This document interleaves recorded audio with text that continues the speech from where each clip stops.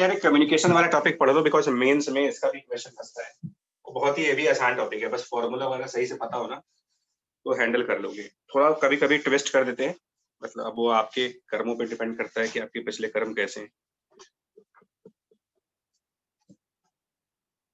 मतलब ठीक है जी, तो कुछ तो यहीं भोग के जाओगे। देखो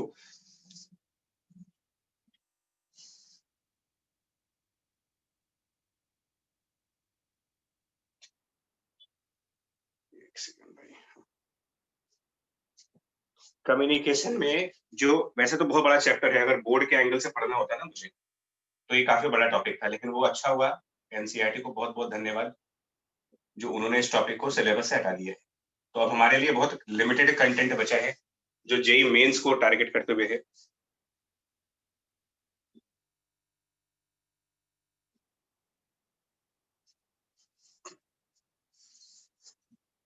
देखो यार, तो अब अभी जिस मोड में आप पढ़ रहे हो वो भी एक कम्युनिकेशन ही है, नहीं जी? Yes sir. ये भी तो कम्युनिकेशन है, हमारे और आपके बीच में कम्युनिकेशन हो रहा है कि नहीं हो रहा है? Yes sir. हाँ जी। तो अब आप बताएंगे इस कम्युनिकेशन में मैसेज क्या है, ट्रांसमीटर क्या है, सिग्नल क्या है, रिसीवर कौन है, ये सारी बातें। मतलब कम्युनिकेशन सिस्टम के कई सारे पार्ट्स होते हैं एक्चुअल में। कम्युनिकेशन के कई सारे पार्ट्स होते हैं। ये पूछते हैं कि कम्युनिकेशन सिस्टम के अंदर क्या-क्या चीजें आती हैं। तो यार सबसे पहले तो एक आदमी होना चाहिए जो बात करे। मतलब अगर हम टेलीफोनिक कन्वर्सेशन की बात करें यार, मोबाइल कन्वर्सेशन की, तो आपको क्या-क्या चीजों की जरूरत पड़ेगी? बताओ। सर रिसीवर वो और लोगों के बीच मोबाइल कम्युनिकेशन के लिए किस चीज पहले दो इंसानों हाँ, पहली जरूरत 2 इंसान चाहिए हमें। फिर मोबाइल चाहिए और फिर उन दोनों के पास मोबाइल चाहिए। और उन दोनों में फिर सिम उसमें कार्ड। बैलेंस होना चाहिए। नहीं, फिर बैलेंस भी होना चाहिए। बैलेंस सिम कार्ड होना चाहिए, नेटवर्क होना चाहिए, सिग्नल होना चाहिए, मतलब दुनिया भर की चीजें चाहिए, तभी तो कम्युनिकेशन हो पाएगी ना यार। यस जी। तो सबसे पहले तो आपको चाहिए वो इंसान जो बकबक करे, उसको हम बोलते हैं कि वो हमारे लिए इंफॉर्मेशन का सोर्स है। मतलब जिससे इंफॉर्मेशन निकल रही है। अब ये इंसान भी हो सकता है, रेडियो भी हो सकता है, कोई भी हो सकता है, कुछ भी हो सकता है। इसके बाद दूसरा क्या चाहिए? भाई इंसान है, मोबाइल नहीं है मान लीजिए उसके पास, तो चिल्लाते रहो। तो इंफॉर्मेशन सोर्स के बाद आपको एक और चीज चाहिए होती है जो बेसिकली आपकी इंफॉर्मेशन ट्रांसमिट करे, यानी कि ट्रांसमीटर भी चाहिए होगा आपको। ट्रांसमीटर का मतलब यहाँ पर अगर आप मोबाइल सिस्टम से कंपेयर करते हो तो आपके मोबाइल में ट्रांसमीटर और रिसीवर दोनों होते हैं या सिर्फ एक ही चीज होती है? दोनों होते हैं। दोनों मैसेज रिसीव भी करते हो, मैसेज ट्रांसमिट भी कर लेते हो। हाँ, इसको ऐसे समझना है यार। अभी फिलहाल तो ट्रांसमीटर और रिसीवर सेम इंस्ट्रूमेंट में भी हो सकते हैं। और किसी के यहाँ लैंडलाइन वाला फोन है? यस अभी आज के जमाने में अगर के रख देखा डब्बा आपने। कहते हैं उसे। हाँ तो उसमें नहीं, वो भाई 2 गोल-गोल डब्बे होते हैं अगर आप देखो ना, एक कान के पास, एक मुंह के पास होता है। Yes yes sir. Sir. Yes sir. तो वो एक राउंड, एक गोल डब्बा जिसमें छोटे-छोटे छेद होते हैं बेसिकली, वो आपके लिए ट्रांसमीटर का काम कर रहा है। और दूसरे डब्बे से जहां से आपके कानों में आवाज आ रही है वो आपके लिए रिसीवर का काम कर रहा है। तो ट्रांसमीटर और रिसीवर एक ही इंस्ट्रूमेंट में है ना यार। यस तो यस एक ही डिवाइस के अंदर, तो Yes, sir. मोबाइल के अंदर डिवाइस तो एक ही है ना वो। लेकिन अगर आप मिलिट्री के पर्सन्स की कम्युनिकेशन सुनेंगे कभी भी नोटिस करिए, अल्फा, डेल्टा, ओवर, हेलो, ऐसे ऐसे बात करते हैं वो सब। Yes sir. जब एक ओवर बोलता है तब दूसरा बोलता है फिर। Yes sir. Yes sir. क्यों? उनके ट्रांसमीटर रिसीवर जो होते हैं वो एक डिवाइस में नहीं होते कभी। उनका एक डिवाइस एक टाइम पर या तो ट्रांसमीटर का काम करेगा या फिर रिसीवर का काम करेगा। या तो बोल लो या तो सुन लो। हम लोग की तरह नहीं कि मोबाइल पे उधर से भी चल रहा है उधर से भी चल रहा है, दोनों एक दूसरे को गरिया रहे हैं। तो सर ऐसा होता क्यों है? डिवाइस वो तो मैन्युफैक्चरिंग पार्ट है ना यार, वो हार्डवेयर हो गया ना। हार्डवेयर इंस्ट्रूमेंट तो हम किसी भी तरीके के बना सकते हैं, और वो बेसिकली इसीलिए होता है कि जब भाई आप, उनका एक डिसिप्लिन सिस्टम है कि जब मैं बोल रहा हूँ तो आप सुनिए चुपचाप, आप जब बोलेंगे तो हम सुन लेंगे। अच्छा ओके सर। हाँ, एनीवे मेरा कहने का मतलब है कि ट्रांसमीटर और रिसीवर सेम डिवाइस में भी हो सकते हैं और अलग अलग डिवाइस में भी हो सकते हैं, ये कोई बड़ी बात नहीं है। ऐसा नहीं आप सरप्राइज हो जाना कि यार ये कैसे हो सकता है, मिलिट्री वाले करते हैं सब कुछ। ट्रांसमीटर के बाद आपको और क्या चाहिए, मतलब इंफॉर्मेशन सोर्स आप हो गए, ठीक है, मैं ऐसे भी समझा दे रहा हूँ, थोड़ा समझने में भी आसान हो जाएगा। ये आप हो गए जिसके दिमाग में इंफॉर्मेशन है। ट्रांसमीटर आपका मोबाइल फोन समझ लो। उसके बाद आपको चाहिए sir service, receiver. Service signal. Provider भी तो चाहिए भैया। अरे मोबाइल खरीद लिया हो तो तुमको उसमें सिम भी तो डालना है, सिग्नल भी तो चाहिए। वो चीज हो गई चैनल, उसको बोलते हैं इन कम्युनिकेशन का चैनल। जिस भी कंपनी का सिम आप यूज कर रहे हो उसका उसका उसका जो नेटवर्क होगा, मतलब उसकी इलेक्ट्रोमैग्नेटिक वेव। चैनल मतलब कि इंफॉर्मेशन एक जगह से दूसरी जगह कैसे जाएगी। अब आप घर में बल्ब ऑन करते हो, बल्ब तो छोड़ो, ये जो वायर वाले कम्युनिकेशन भी तो होते हैं ना, और वायरलेस कम्युनिकेशन भी होते हैं। जो वायर वाले कम्युनिकेशन हैं उनमें ट्रांसमीटर और रिसीवर के बीच कनेक्शन किस चीज का है, मतलब जो लैंडलाइन पहले के जमाने में चलते थे वो क्या वायरलेस कम्युनिकेशन थे वहां पर? No base sir, phone wired थे। वायर था, इसका मतलब वो वायर चैनल था जिसके थ्रू हमारा सिग्नल ट्रांसमिट हो रहा है। वायर के थ्रू सिग्नल ट्रांसमिट हो रहा है, वो वायर को चैनल बोल रहे हैं। और आज की डेट में सारे कम्युनिकेशन वायरलेस हो चुके हैं, क्योंकि ये अब आप सैटेलाइट के थ्रू कर रहे हो। तो वो सैटेलाइट्स, वो स्पेस जहां से हमारी वेव ट्रेवल कर रही है, वो हमारे लिए चैनल है। क्लियर हो गया? मीडियम। भाई आपके घर में, आपके घर में फोन लग गया, आप लैंडलाइन से समझो, आपके घर में फोन लग गया, दूसरे घर में फोन लग गया लैंडलाइन वाले, और दोनों घर में तार बिछा नहीं, कैसे बात करोगे? तो ट्रांसमीटर भी चाहिए, चैनल भी चाहिए। अब चैनल का मतलब आप समझ सकते हो, ये लिख सकते हो, वायर और मे बी इलेक्ट्रोमैग्नेटिक वेव, जिससे थ्रू आपका मैसेज एक जगह से दूसरी जगह पर जाएगा, जिसके थ्रू। ठीक है,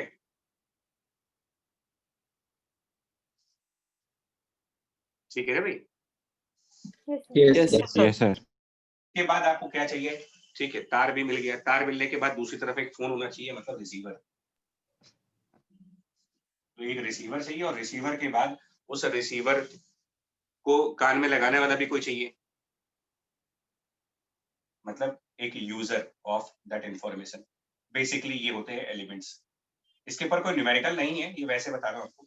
जब बोर्ड का पेपर होता था ना, तब यही पूछा करते थे, what are the basic requirements for a communication system. तब लिखना पड़ता था कि ये सब चाहिए मेरे को। तो जस्ट आपको बताने के लिए लिखा है। यूजर ऑफ इंफॉर्मेशन का मतलब आपका जो फ्रेंड जिससे आप बात कर रहे हो, या आपके पेरेंट्स, जिससे भी आप बात कर रहे हो वो। तो एक सोर्स हो गया, एक यूजर हो गया। सोर्स के पास जो डिवाइस है वो ट्रांसमीटर है, यूजर के पास जो डिवाइस है वो रिसीवर है, और दोनों की डिवाइसेस को कनेक्ट करने वाला कोई मीडियम चाहिए, वो चाहे मोबाइल का नेटवर्क हो, वो चाहे कोई तार हो। ठीक है, ये बात समझ में आ गई ना, बेसिक एलिमेंट्स की। यस बेसिक लेवल पर है Yes, ना, sir. बेसिक लेवल पर, ये मोटे मोटे लेवल। अब मोबाइल के अंदर क्या क्या फीचर है वो तो अलग बात हो गई, पर डिवाइस तो पहले, वो इंटरनल पार्ट एक सेपरेट बात है। ऊपर मोटे लेवल पर ये सब एलिमेंट्स कहलाते हैं, these are elements of the communication system.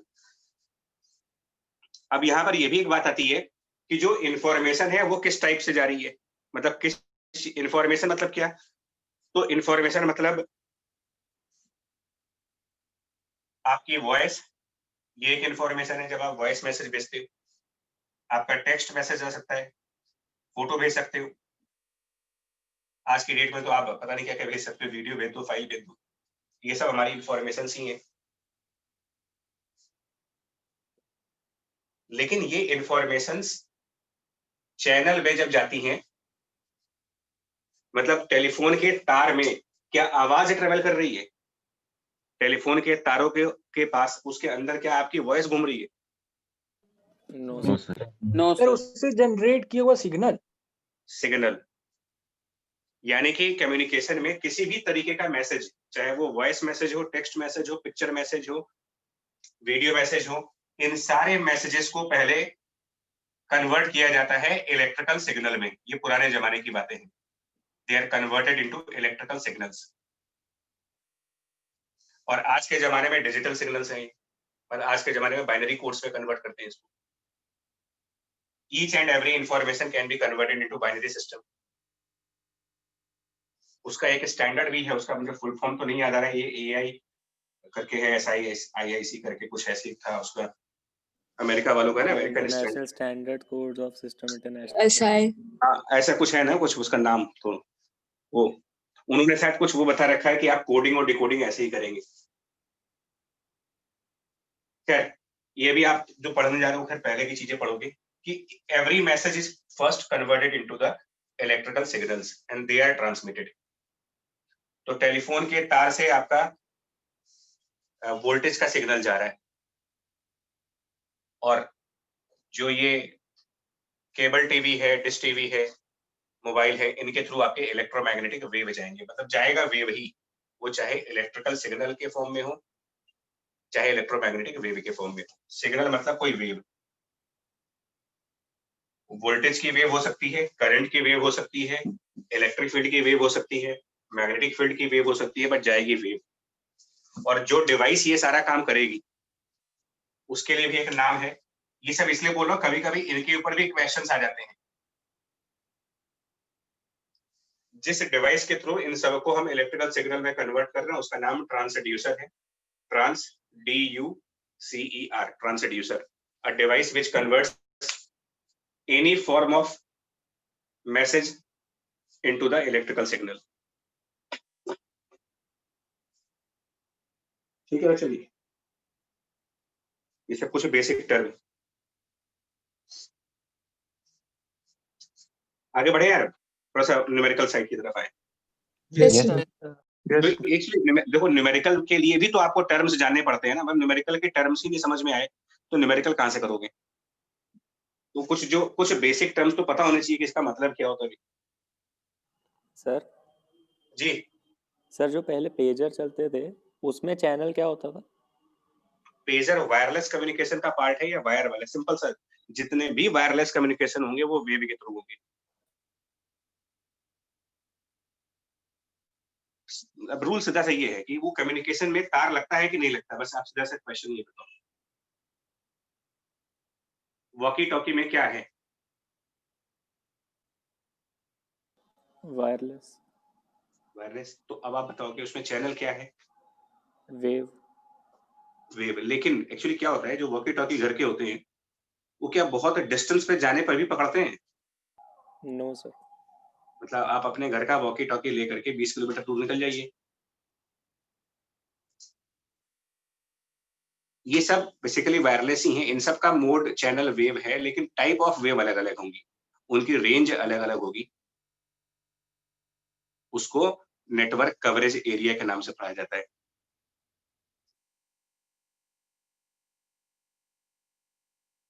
Pager में क्या हुआ बच्चा, बताओ? बेसिक टेलीफोन छोड़ करके जितने भी सिस्टम्स हैं, तार वाले सिस्टम जितने भी हैं, वो हटा दीजिए, तो सब वायरलेस कम्युनिकेशंस है। और ये सब तो देखो, आज जो आप पढ़ रहे हो ना, ये डिजिटल हो गया है। मतलब अभी हम इनकी बात भी नहीं कर रहे हैं यार, हम बात कर रहे हैं कौन से कम्युनिकेशन की? पुराने जमाने का फैक्स।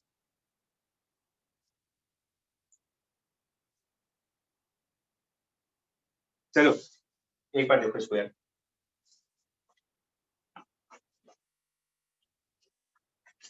तो आपको ट्रांसड्यूसर समझ में आ गया, सिग्नल क्या होता है ये समझ में आ गया है। इसमें एक और टर्म होता है यार, एक टर्म और है, जो उसका कोई काम तो नहीं है, बट फिर भी वो जो आप लोग हमेशा पढ़ते समय करते रहते हो, क्लास के बीच में बार बार आपसे मना किया जाता है। तो नॉइज क्या मतलब हुआ आपका? कम्युनिकेशन में नॉइज का क्या मतलब है? तो बाहर का कुछ सिग्नल्स डिस्टरबेंस आपस में ही ओरिजिनल सिग्नल को मिल वो जाते कर हो दो। सर, मतलब बहुत सारी चीजें एक साथ आके मिल जाती है सर। हाँ, सिंपल अनवांटेड सिग्नल कह दीजिए ना भाई। एक बात बताइए, टीचिंग भी तो कम्युनिकेशन नहीं है क्या? Yes sir. Yes sir. Teacher information source हो गया, ट्रांसमीटर उसके लिप्स हो गए, उसकी वोकल कार्ड हो गई, वोकल कार्ड वहां से ट्रांसमिट हो रही है।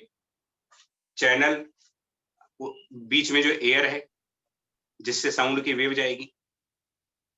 रिसीवर आपके कान हो गए और यूजर आप खुद हो गए। तो इससे समझ, जब भी कोई डाउट है तो ऐसे समझ लेना। अब उसमें नॉइज क्या है? आपके हमारे बीच में बात हो रही है और वहीं बगल में गाना वाना बजने लगा, तो अनवांटेड सिग्नल हुए। और क्या, सीधा सा कंसेप्ट है, इसका कोई काम नहीं है, बस वैसे ही है। बाकी सब चीजें क्लियर हैं आपकी। इसके बाद आइए, अब सीधा न्यूमेरिकल की तरफ जा रहे हैं। मतलब इसलिए बता दे रहा हूँ, बार बार बोल रहा हूँ कि आप किताब पढ़ोगे तो ये मत कहना कि ये नहीं पढ़ाया, वो नहीं पढ़ाया। जरूरत नहीं है, इसलिए नहीं पढ़ा रहे। इसमें एक टर्म होता है जिसको कहा जाता है मॉड्यूलेशन।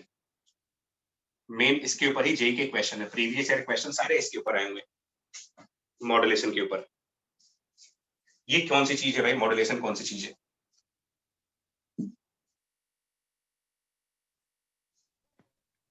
सर एक टाइप के सिग्नल को दूसरे में चेंज करना। दूसरे मॉड्यूलेट, ये हाँ ठीक है। वॉइस मॉड्यूलेशन एक कॉमन वर्ड है यार, आपने भी सुना होगा। वॉइस मॉड्यूलेशन इस किसी भी पर्सन की स्पीच में वॉइस मॉड्यूलेशन टर्म बार बार यूज किया जाता है। मॉड्यूलेशन मतलब कि किसी भी सिग्नल की पिच को यानी फ्रीक्वेंसी को या उसके एम्पलीट्यूड को बदलना।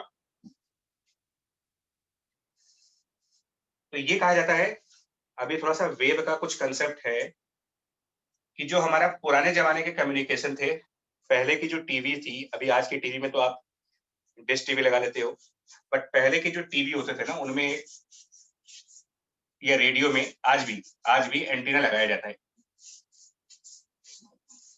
लगाते हैं एंटीना क्यों? मतलब रेडियो में तो आज भी कारवार के रेडियो में तो आज भी एंटीना लगे होते हैं। Yes sir. Yes sir. Yes sir. TV में भी लगा है। आपके घरों में जो टीवी है उसमें एंटीना लगा हुआ है? नहीं सर। सर डब्बा वाला जो होता था पहले सर। आता था यार, सेटअप बॉक्स है पहले सर। एक छत पे लगता था, एल्युमिनियम का बड़ा लंबा यस था। सर। और यस सर। छतरी। छतरी नहीं, वो ऐसे एल्युमिनियम रॉड टाइप होता था। यस उसमें sir, Yes, sir, mummy yes, पापा sir. बताते हाँ, अपने हाँ, टाइम में हाँ। लगता। और उसमें कौवा हिलाना बैठ पड़ता जाता था था। तो चला सिग्नल गया। यस सर, एक सर्टेन ओरिएंटेशन में चलता था। सर वो सर कोई एक बाहर निकल के ओरिएंट करता था उससे और दूसरा बताता था। सर वो हाँ, पिक्चर कभी नहीं देखना। थी। सर वो पिक्चर थी ना, कोई मिल गया, उसमें जादू सिग्नल पकड़ लेता उससे। हाँ। मतलब वो ये तो आप अलग शायद अलग आप टाइम लोगों पे। को देखा भी नहीं होगा मेरे ख्याल से। आप लोग पेरेंट्स ने जरूर देखा हो। आपके टाइम से तो सब चेंज हो चुका है। पॉइंट मेरा ये है यार, देखो कि आप रेडियो जो सुनते हो वो कितनी फ्रीक्वेंसी पे सुनते हो। आप देखो, इससे समझ पाओगे, चीजों को याद रख पाओगे। रेडियो, आप अगर किसी का भी रेडियो में इंटरेस्ट है, इतने सारे रेडियो चैनल्स हैं। सर 98.3 एफएम जो बताता है वही होता है सर मेगाहर्ट्ज। एफएम की बात करो, चलो एफएम की फ्रीक्वेंसी 90 मान लें, बिग एफएम Yes, sir. 92.7 मान लें, ऐसे कुछ Yes, आता है sir. ना। Yes sir. Yes sir. ये किलो हर्ट्ज है कि मेगा हर्ट्ज है, किस पे है?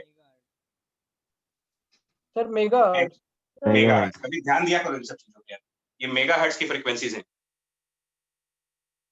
आपने कभी सुना? और आप ये बताइए, ऑडिबल फ्रीक्वेंसी क्या होती है? सुनने की फ्रीक्वेंसी आपकी। सर 20 से 20,000 20 हर्ट्ज हर्ट्ज। 20,000 हर्ट्ज।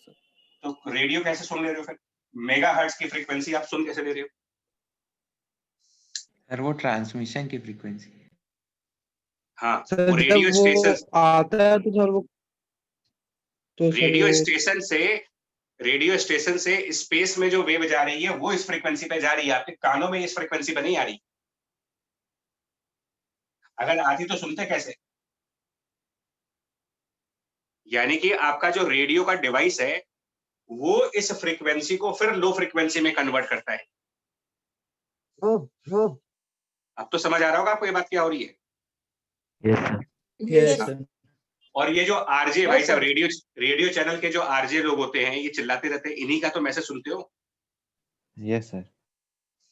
तो बोलने वाला भी तो इंसान ही है, वो भी किलोहर्ट्ज में बोल रहा है, तो बोलने वाला भी किलोहर्ट्ज में, सुनने वाला भी किलोहर्ट्ज में। लेकिन रेडियो वाले चिल्ला रहे, आप सुन रहे हैं 92.7 बिग एफएम, 5 गाने बैक टू बैक।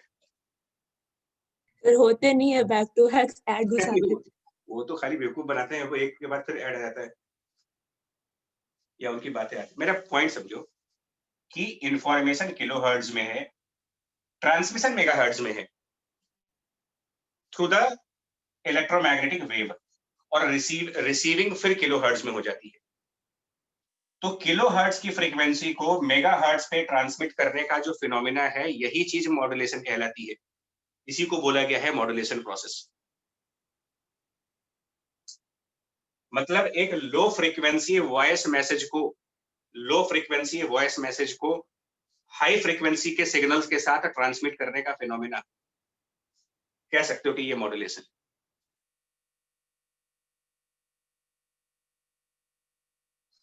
तो क्या रेडियो स्टेशन में कुछ ऐसा मैजिक है जो उस पर्सन के किलोहर्ट्ज की फ्रीक्वेंसी को बढ़ा करके मेगाहर्ट्ज कर देगा?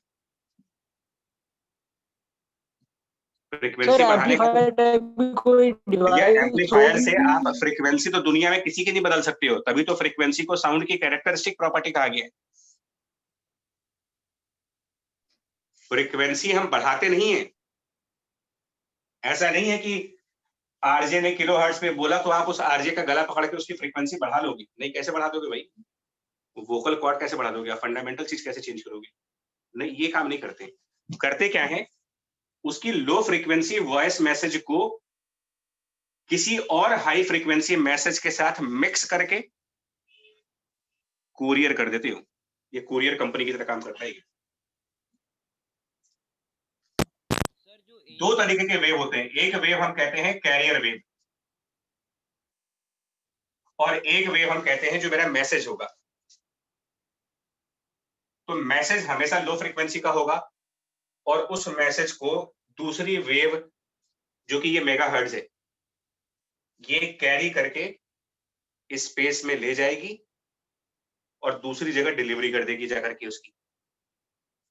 सिंपल ऐसे बात मतलब कैरियर वेव आज की डेट में अमेजॉन और फ्लिपकार्ट की तरीके से है।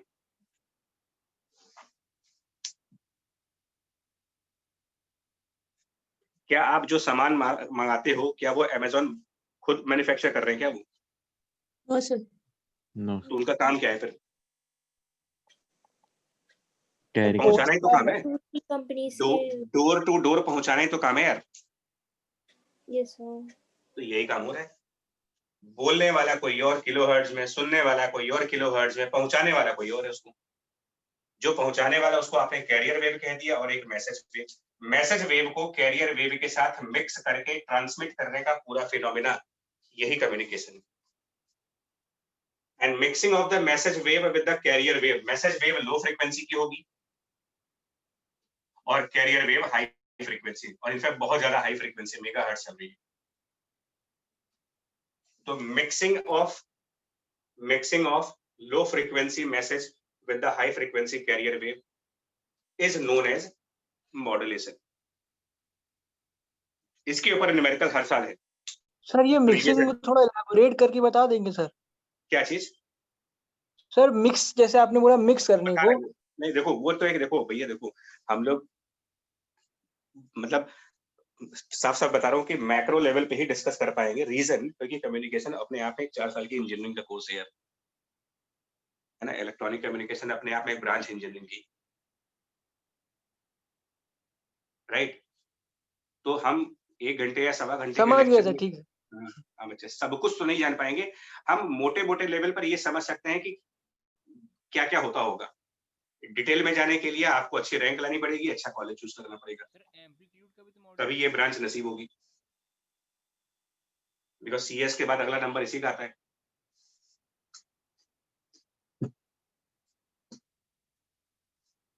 बात सुनो,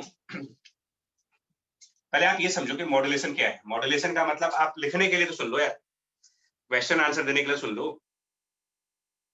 व्हाट इज मॉड्यूलेशन? तो adding a low frequency wave with the high frequency wave. Option तो ऐसे ही आएंगे मेरे पास।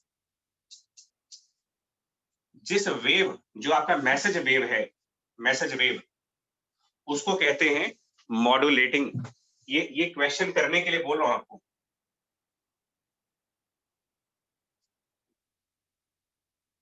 Modulating wave.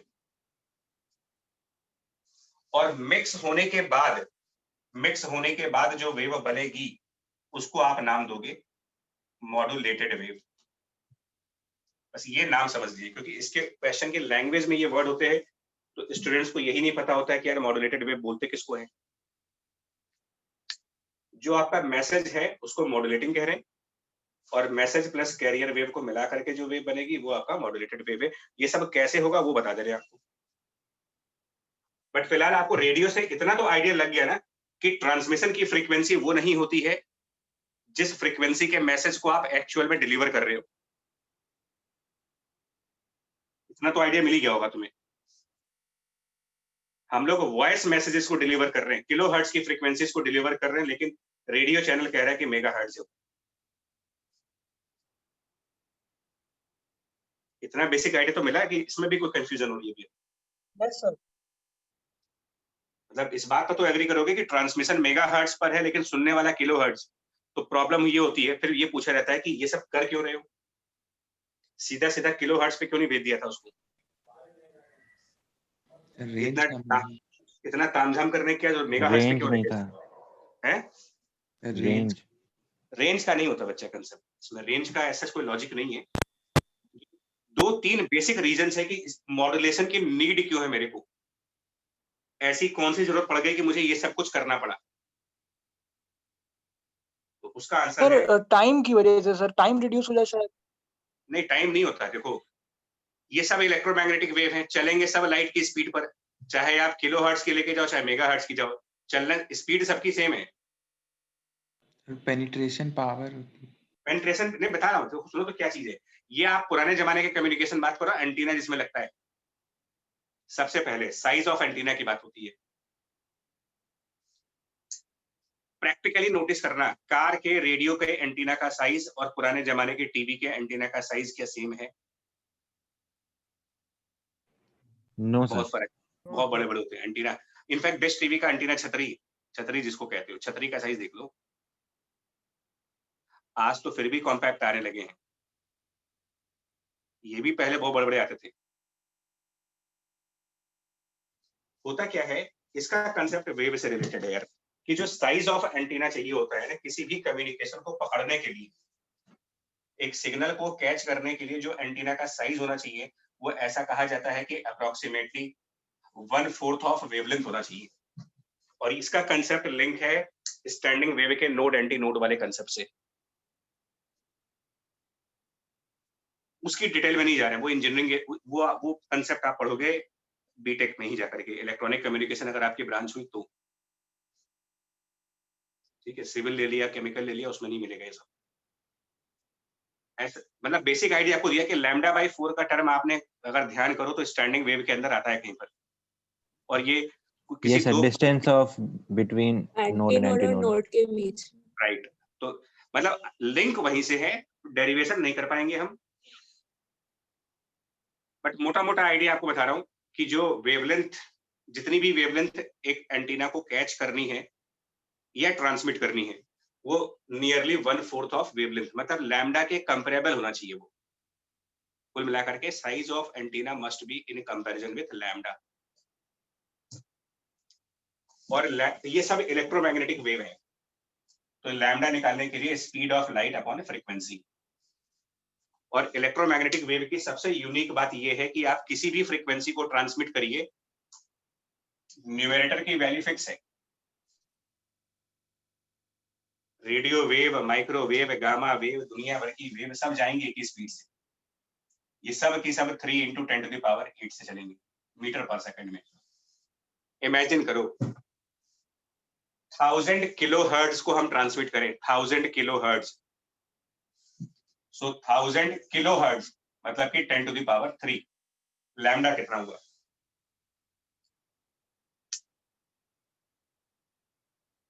300। सर 300।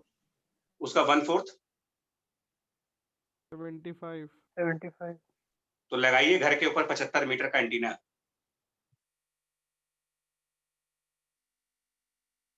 पचहत्तर मीटर कितना हुआ समझ रहे हो आप?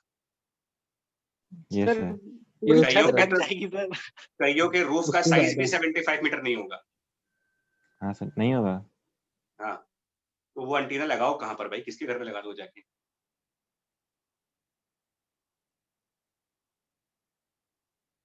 और वहीं अगर आप मेगाहर्ट्ज में जाते हो किलो की जगह, तो 10⁻³ की बजाय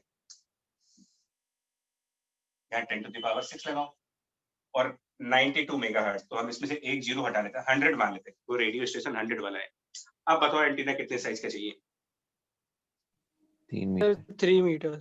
उसका 1/4, 3/4। उसका 3/4। 1/4 75 सेंटीमीटर। तो ये तो फिर भी रीजनेबल है ना यार। Yes, sir.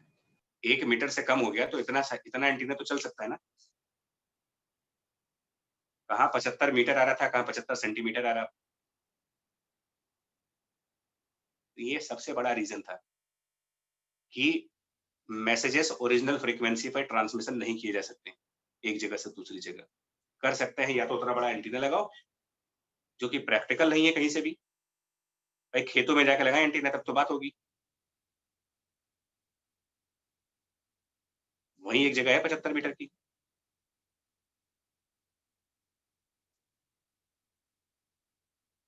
ठीक है, पॉइंट समझ में आ गया आपको? पर्पज मतलब नीड ऑफ मॉड्यूलेशन समझ में आई? Yes, sir. Yes, sir. Why transmissions Yes, cannot be sir. performed at low frequency because of the heavy size of antenna. एक तो ये रीजन है। दूसरा एक और रीजन है।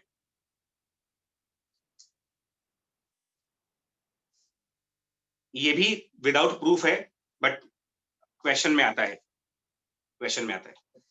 कि जो किसी भी एंटीना से सिग्नल्स निकलते हैं इलेक्ट्रोमैग्नेटिक वेव के फॉर्म में, तो वो एंटीना एक सोर्स है। उस सोर्स की पावर होगी, जैसे बल्ब की पावर है। तो पावर कैसा कहा जाता है कि power is proportional to length of antenna divided by lambda to the power 4, ऐसा कहा जाता है। ये कहने का मतलब प्रूफ है, मतलब सब कुछ का प्रूफ है कि कोई भी एंटीना अगर ट्रांसमिट कर रहा कोई चीज या रिसीव ट्रांसमीटर में, तो वो एक सोर्स ऑफ वेव है और उस वेव की पावर उसकी length upon lambda to the power 4 पे डिपेंड करता है। आपको शायद नहीं पता होगा, 2002 में यही सैमसंग कंपनी ने ही एक मोबाइल लॉन्च किया था R220 करके। R220 ठीक, हमने परचेज किया, फर्स्ट मोबाइल था, हमारे बड़े भाई ने इनको दिया था। तो उसमें मिसाला एंटीना लगा हुआ था।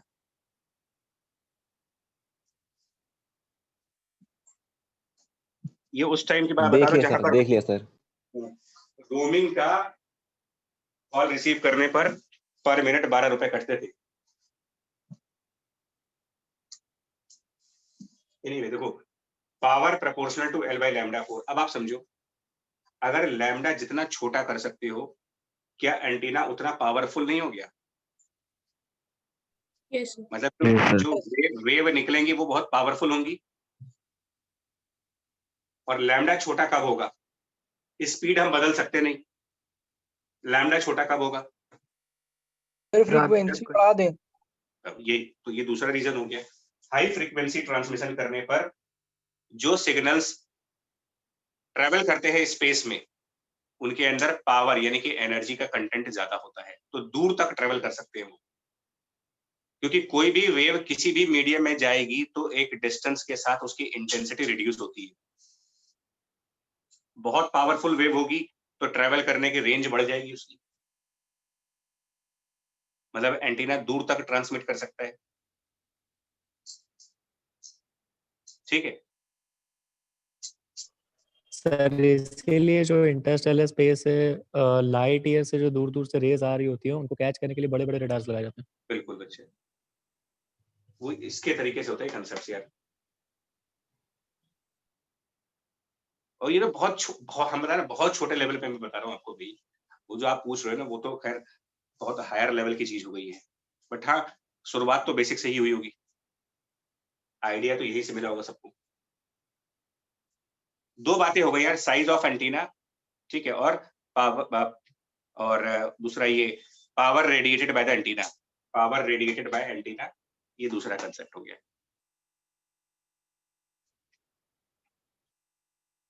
और तीसरा कंसेप्ट तो खतरनाक है, वो अभी नहीं समझ में आएगा आपको, वो अभी थोड़ी सी डेरिवेशन करेंगे उसके बाद आएगा। तीसरा कंसेप्ट वो कंसेप्ट है जिसके ऊपर एक फेमस 2G स्कैम आपने सुना होगा, इंडिया में हुआ था, बहुत famous. Yes sir, yes sir. Yes sir. तो तीसरा रीजन वो है जो थोड़ी देर बाद समझ में आएगा कि उस स्कैम में हुआ क्या था। सर मूवी बन रही है इसके ऊपर। 1.76 लाख करोड़। नहीं, अमाउंट छोड़ो, स्कैम में किया क्या उन्होंने, स्कैम करने के लिए भी दिमाग चाहिए ना यार, लगाया क्या था उन्होंने स्कैम।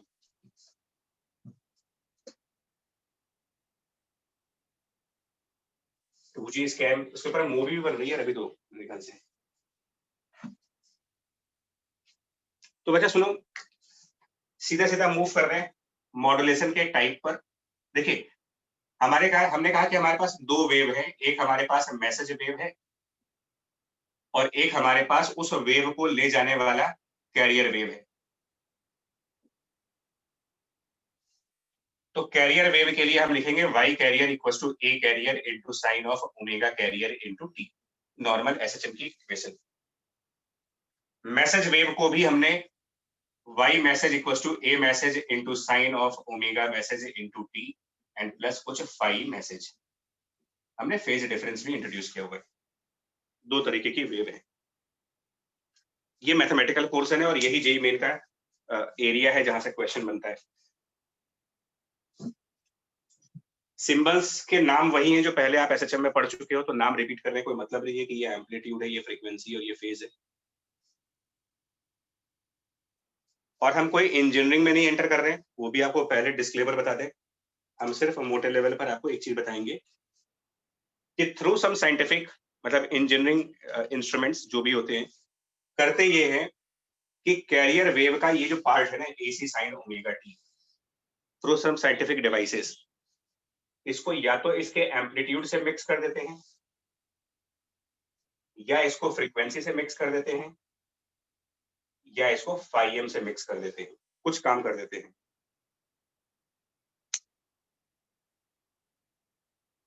एक मिनट यार, सॉरी गलत बोल गया। मतलब जो आपका मैसेज है वो मैसेज और एक कैरियर, यार इसको समझना पड़ेगा बच्चों, बहुत क्लियर थी। आपको मैं रेडियो के एग्जांपल से ही समझाऊंगा, हालांकि रेडियो इस कैटेगरी में नहीं आता, बट फिर भी समझने के लिए।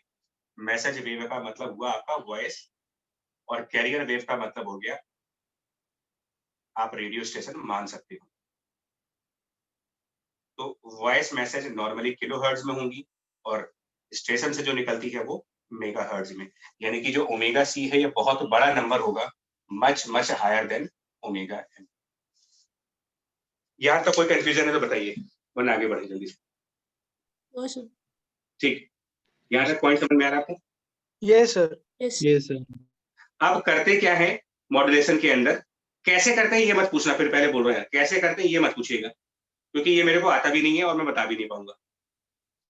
मतलब आता है लेकिन बता नहीं पाऊंगा मैं, कोई लिमिटेशन है मेरी, आप ऐसे मान लो। मैंने करते क्या है वो देखिए।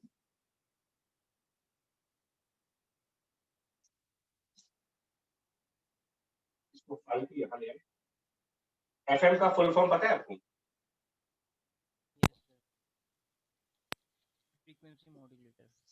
ये सारे एफएम चैनल्स है ना, किसी को पता है कि पहले के एएम चैनल्स भी होते थे? Yes sir. वो दादा लोग के जो एम्पलीट्यूड होते थे। सर एक मॉड्यूलेशन। एम्पलीट्यूड मॉड्यूलेशन एक फ्रीक्वेंसी फ्रीक्वेंसी। मॉड्यूलेशन। हाँ, तो ये फाइव जरा इसमें लगाओ कैरियर में, दो तीन स्टेप्स होते हैं। कैसे होगा ये मत पूछिएगा, पहले बोल रहा हूँ। आप इस मैसेज को अगर कैरियर के एम्पलीट्यूड से ऐड करते हो तो ये कहलाता है amplitude modulation. The message is super imposed with amplitude part,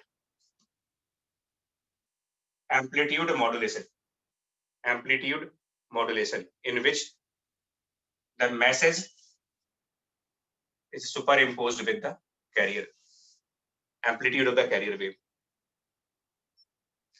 अगर इस मैसेज को कैरियर वेव के फ्रीक्वेंसी के साथ मिक्स कर दें अगेन कैसे का आंसर नहीं है, तो ये कहलाता है फ्रीक्वेंसी मॉड्यूलेशन। और अगर मैसेज को कैरियर के फेज के साथ मिक्स कर दें तो इसको फेज मॉड्यूलेशन भी कहा गया है। 3 तरीके के मॉड्यूलेशन है, amplitude modulation, frequency modulation, phase modulation. मतलब आप कैरियर वेव के कौन से कैरेक्टर को मैसेज वेव की वजह से बदल रहे हो। अगर मैं अपने मैसेज की वजह से इसके एम्पलीट्यूड को चेंज कर रहा हूं तो एम्पलीट्यूड मॉड्यूलेशन है। अगर मैं अपने मैसेज की वजह से फ्रीक्वेंसी चेंज कर रहा हूं, फ्रीक्वेंसी मॉड्यूलेशन है। मैसेज की वजह से इसका फेज बदल रहे हो, फेज मॉड्यूलेशन है। कैसे बदलेंगे? बेस्ट ऑफ लक, जल्दी मिले आपको। Difference clear? Yes sir. Question answer देने के लिए। और अच्छी बात यह है कि हमको सिर्फ एम्पलीट्यूड मॉड्यूलेशन पढ़ना है। ये थोड़ा सा मेहरबानी आपके ऊपर की गई है। पहली बात तो जिसने इस सिलेबस चैप्टर को सिलेबस में डाला था वो आदमी को ढूंढ रहे हम लोग, मिल जाए। ऐसा चैप्टर सिलेबस में क्यों रखा?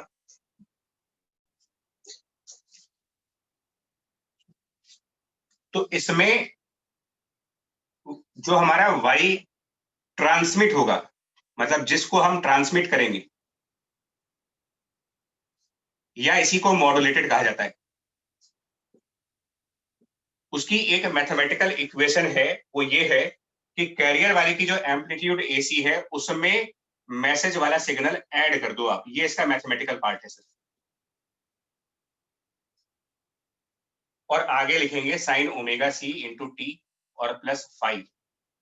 तो 5 हम हटा दे रहे हैं ऐसे, इस 5 को हटा दे, बिकॉज हमें पढ़ना ही नहीं उसके बारे में, फेज मॉड्यूलेशन पढ़ना ही नहीं हमें, तो हम 5 को रिमूव कर रहे हैं। वो अननेसेसरली मैथ्स को कॉम्प्लिकेट करेगा और कोई फायदा नहीं है उसका। ये मैथमेटिकल मतलब है। हाँ, ऑब्वियसली मन में ये क्वेरी जरूर आती है, मेरे मन में भी थी कि यार ये होगा कैसे, मतलब ऐसा कौन सा डिवाइस है। बस साइंस है बच्चा, कुछ भी पॉसिबल है, हर चीज पॉसिबल है।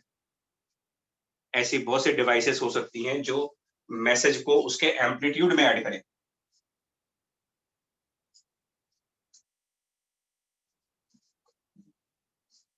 और अब आप यहां से इसको थोड़ा सा मैथमेटिकली सिंप्लीफाई करते हैं। तो मैथमेटिकली सिंप्लीफाई करने पर एक टर्म आएगा हमारे लिए AC into sine of omega C into T, और एक टर्म आएगा यहाँ पर AM वाला। एक बार वेरीफाई जरूर करना है जो लिखेंगे वो सही है कि नहीं है। ये टर्म आएगा AM अपॉन 2, और मेरे हिसाब से थोड़ा सा डर तो लगता है ट्रिग्नोमेट्री में, cos omega C minus omega M into T. लिख तो शायद सही रहा हूं मैं, और plus AM by 2 cos omega C plus omega M into T. वो माइनस होगा। माइनस कर दीजिए, बाकी ठीक है। एक मिनट पहले बोर्ड को सेटिंग करें यार। ठीक, देहाती जुगाड़ चल रहा है तो। हाँ, कहाँ माइनस कर दें? थर्ड टर्म के पहले। इसके आगे माइनस कर। अच्छा, बाकी सब बिल्कुल सही है ना फिर तो? ठीक है जी। यस अब सर। आप यहाँ से बस ध्यान से सुनना यार, क्वेश्चन आंसर तुम्हारे हो जाएंगे, बस पर्पज मेरा सेट करना है। इस पे दिमाग मत लगाना कि ये हुआ कैसे, जैसे भी हुआ बाढ़ में जाओ।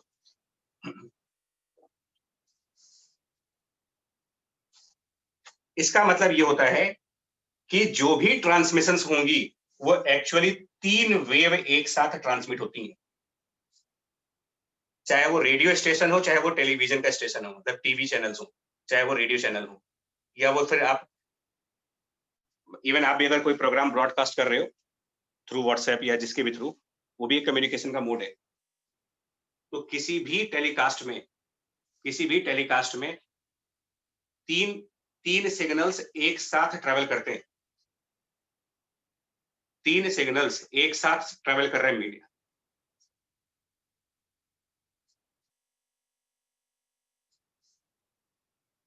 एक ये सिग्नल है, एक ये सिग्नल है, और एक ये सिग्नल है। और ये जो सिग्नल है ये आपका कैरियर वेव है, नाम ही इसका कैरियर है, इसका काम था पहुंचाने का।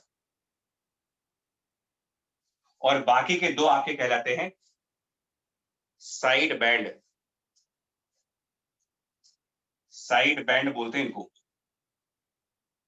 दो साइड बैंड है, एक ये साइड बैंड है, दूसरा वाला भी साइड बैंड है। इसके ऊपर पहला क्वेश्चन आता है, how many waves are propagated at one time? Answer हुआ 3। During amplitude modulation 3 waves propagate at one time. फिर पूछते हैं, are they of same frequencies?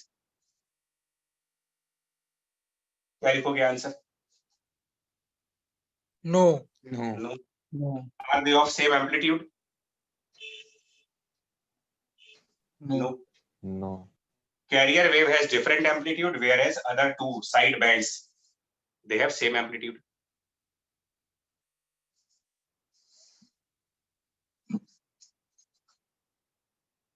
आप थोड़ा सा मैं इसको ब्लॉक डायग्राम से समझाने की कोशिश करेंगे, जितना मुझसे बेस्ट पॉसिबल हो सकता है मैं करूंगा अभी।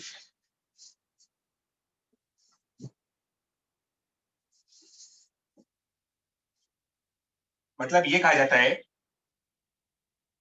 कि अगर कोई स्टेशन है, वो किसी भी तरीके का स्टेशन हो, मतलब रेलवे स्टेशन नहीं, स्टेशन वर्ड का मतलब कौन सा स्टेशन की बात हो रही है? ये टेलीविजन वाले या रेडियो स्टेशन। हाँ, मतलब वो बस स्टेशन नहीं है, आपको समझ लें। और इससे मतलब आप रेडियो का ही मान लो भाई, रेडियो का स्टेशन है और यहाँ कहीं पर आप हो और आपको एक पर्टिकुलर फ्रीक्वेंसी पकड़नी है, आपको एक पर्टिकुलर चैनल सुनना है, तो आप तक उस चैनल की 3 वेव आ रही है, आप तक उस चैनल की 3 वेव ट्रेवल कर रही है। एक वेव ट्रेवल कर रही है at a frequency omega C, जिसको चैनल वाले क्लेम करते हैं 92.7 मेगाहर्ट्ज, वो ये है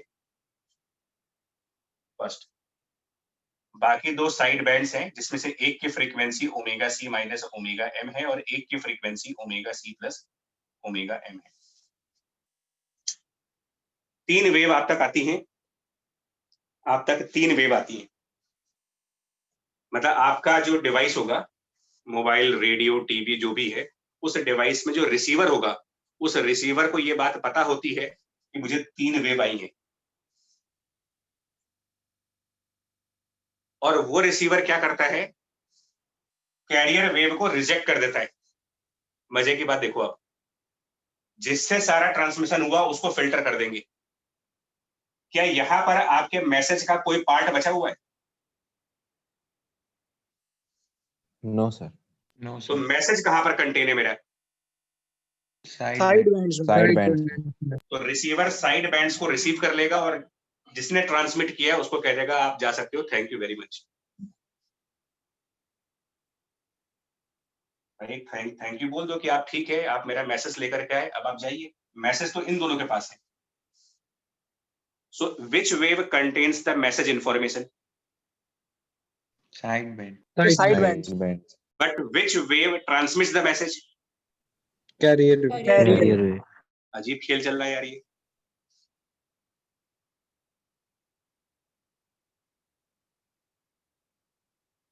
भाई बात समझ गया ना? Yes yes sir. और ये जो दो साइड बैंड आप देख रहे हो, इनकी फ्रीक्वेंसी का डिफरेंस कितना है? Sir 2 omega M. 2 omega M. इसको कहा जाता है, ओमेगा इसको कहा जाता है ट्रांसमिशन का bandwidth of transmission, which is 2 omega into M. कई बार क्वेश्चन आए हैं, आप 2010 से 20 के बीच के क्वेश्चन उठा के देख लीजिएगा, और ये इतना टफ नहीं है। जिसको टर्म्स पता होंगे वो फ्री के नंबर्स यहां पर भी उठाएगा।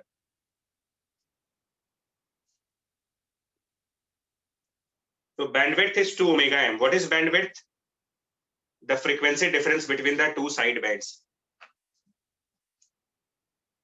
इसको एक को कहते हैं लोअर साइड बैंड LSB, एक को कहते हैं अपर साइड बैंड, और ये तो हमारा कैरियर वेव है CW। 3 वेव ट्रांसमिट होती हैं। लोअर साइड बैंड जिसकी लो फ्रीक्वेंसी है, अपर साइड बैंड जिसकी अपर फ्रीक्वेंसी है, और एक है कैरियर वेव, और ये बैंडविड्थ होती है।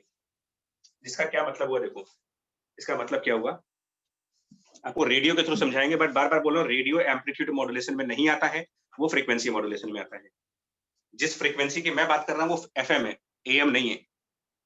जिनके घर में भी पुराने रेडियोज हों, अगर कहीं ग्रैंडफादर वगैरह का पुराना रेडियो किसी घर में मिल जाए, तो आप देखना उसमें स्लाइडिंग होती है नॉब, चैनल पकड़ने के लिए स्लाइड करना पड़ता है उनको, और वहां पर किलो हर्ट्ज के भी चैनल होते हैं।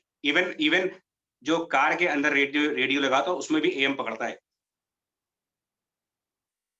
जिसमें वो आता है विविध भारती।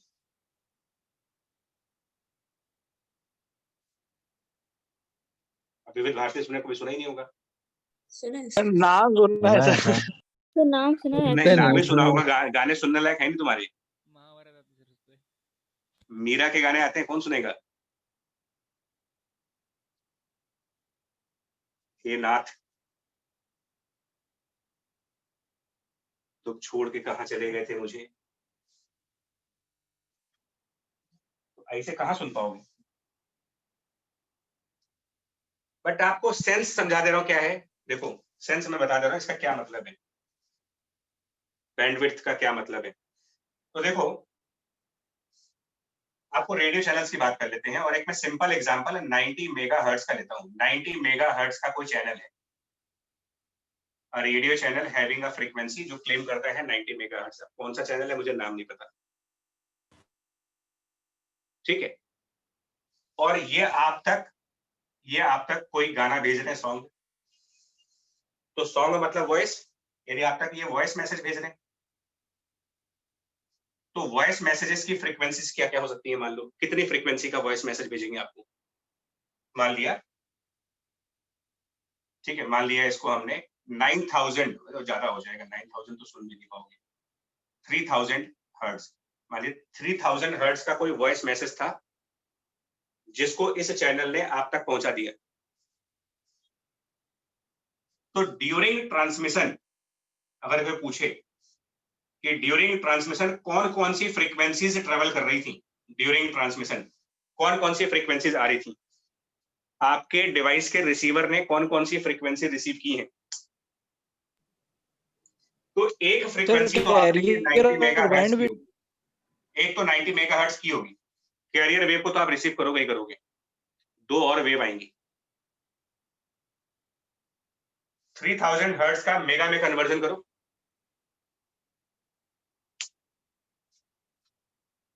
काफी कम हो जाएगा। Yes sir. ये सही इसको किलो में ऊपर वाले को किलो कर दो जरा। अब बताओ ये 3 किलो हर्ट्ज हो गया ना। Yes sir. तो इसका मतलब एक वेव 87 किलो हर्ट्ज पे चल रही है, और किलो हर्ट्ज सही भी है क्योंकि एम्पलीट्यूड मॉड्यूलेशन किलो में ही आते हैं, और 93 किलो हर्ट्ज, यानी कुल मिलाकर के ये जो भी रेडियो चैनल है इसके चैनल के एंटीना से ये 3 वेव प्रोपोगेट हो रही है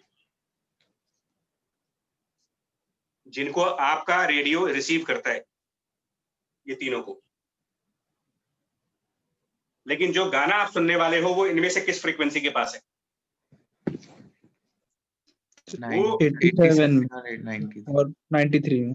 हाँ, तो 90 वाले को भाई साहब आप अलविदा कहें, रेडियो चैनल का धन्यवाद, अब आप जा सकते हो।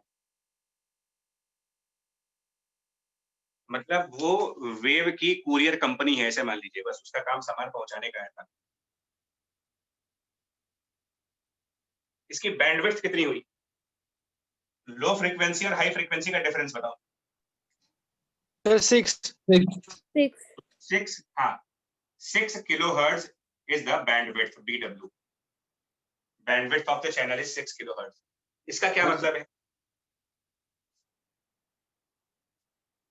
कोई डाउट है कोई? सर वो बैंड, सर ये तो फ्रीक्वेंसी होगी ना, ओमेगा देना होता है बैंड। मतलब एंगुलर बैंडविड्थ कह दो यार, ABW कर दो, एंगुलर बैंडविड्थ। सर मतलब अगर इसके आसपास जितने भी किलोहर्ट्ज की फ्रीक्वेंसी आएगी वो कैच कर। नहीं एक मिनट, बैंडविड्थ हर्ट्ज में ही जाएगी यार, कोई दिक्कत नहीं है इसमें, सही है। ओके हमने यहाँ पर गलत लिख दिया है, 2 ओमेगा वाला यहाँ गलत लिखा हुआ था, बैंडविड्थ हर्ट्ज में ही रहेगी। Okay sir. वो सही है। अब इसका मतलब जानते हो क्या हुआ?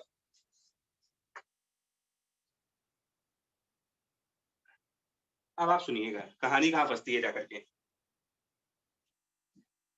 क्या ये चैनल ऐसा क्यों होता है कि हर चैनल को एक स्पेसिफिक फ्रीक्वेंसी दी जाती है? 2 चैनल सेम फ्रीक्वेंसी पर टेलीकास्ट क्यों नहीं कर सकते? सर वरना पता सर नहीं जो कौन सा बोलेंगे message कुछ तो हमें merge हो समझ जाएंगे। ही नहीं आएगा, मतलब हाँ कि गाना और नॉइज बन जाएगा। नॉइज में कॉमेडी हो जाएगी, मतलब मैच की कमेंट्री और डांस। डांस सब एक साथ चल रहा है। मन की बात। मन की बात, हाँ। तो प्रॉब्लम ये होती है, मतलब हमारी गवर्नमेंट क्या करती है, हमारी गवर्नमेंट नहीं पूरे वर्ल्ड की गवर्नमेंट का काम यही होता है कि वो ऐसा नहीं होता कि आज अगर आप एक रेडियो चैनल खोलना चाहते हो तो अपने घर में रेडियो स्टेशन बिठाए और कह दिए कल से चालू, नहीं, आपको गवर्नमेंट से परमिशन लेनी पड़ती है। आप टीवी चैनल खोलेंगे तो आपको गवर्नमेंट का अप्रूवल चाहिए, रेडियो स्टेशन खोलोगे तो भी आपको गवर्नमेंट का अप्रूवल चाहिए। और गवर्नमेंट के पास आप जब डॉक्यूमेंट सबमिट करते हैं तो गवर्नमेंट आपसे कहती है कि भाई आपका चैनल इस फ्रीक्वेंसी पर ट्रांसमिट कर सकता है, मतलब वो फ्रीक्वेंसी बेचते हैं।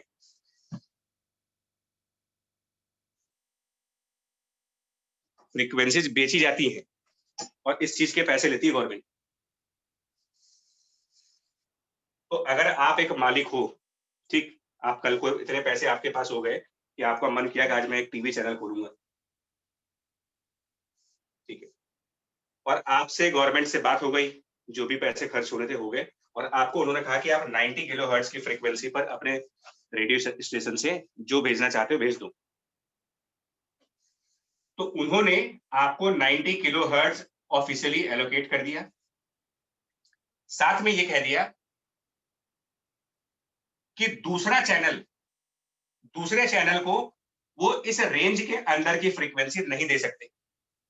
साइड बैंड्स का मतलब ये होता है कि एक रेडियो चैनल 90 किलोहर्ट्ज पर अगर ऑथराइज हो गया अपने प्रोग्राम्स को टेलीकास्ट करने के लिए, तो उसको 93 और 87 ये पूरी रेंज दी जाती है कि जाओ, अब किसी दूसरे आदमी को हम इस रेंज के अंदर कोई चैनल अलाउ ही नहीं करेंगे।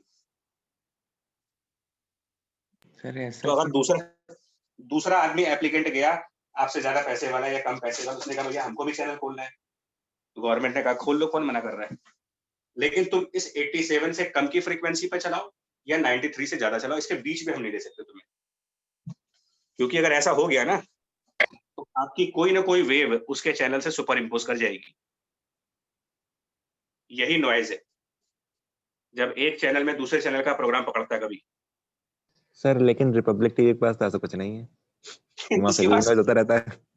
इसके पास रिपब्लिक टीवी।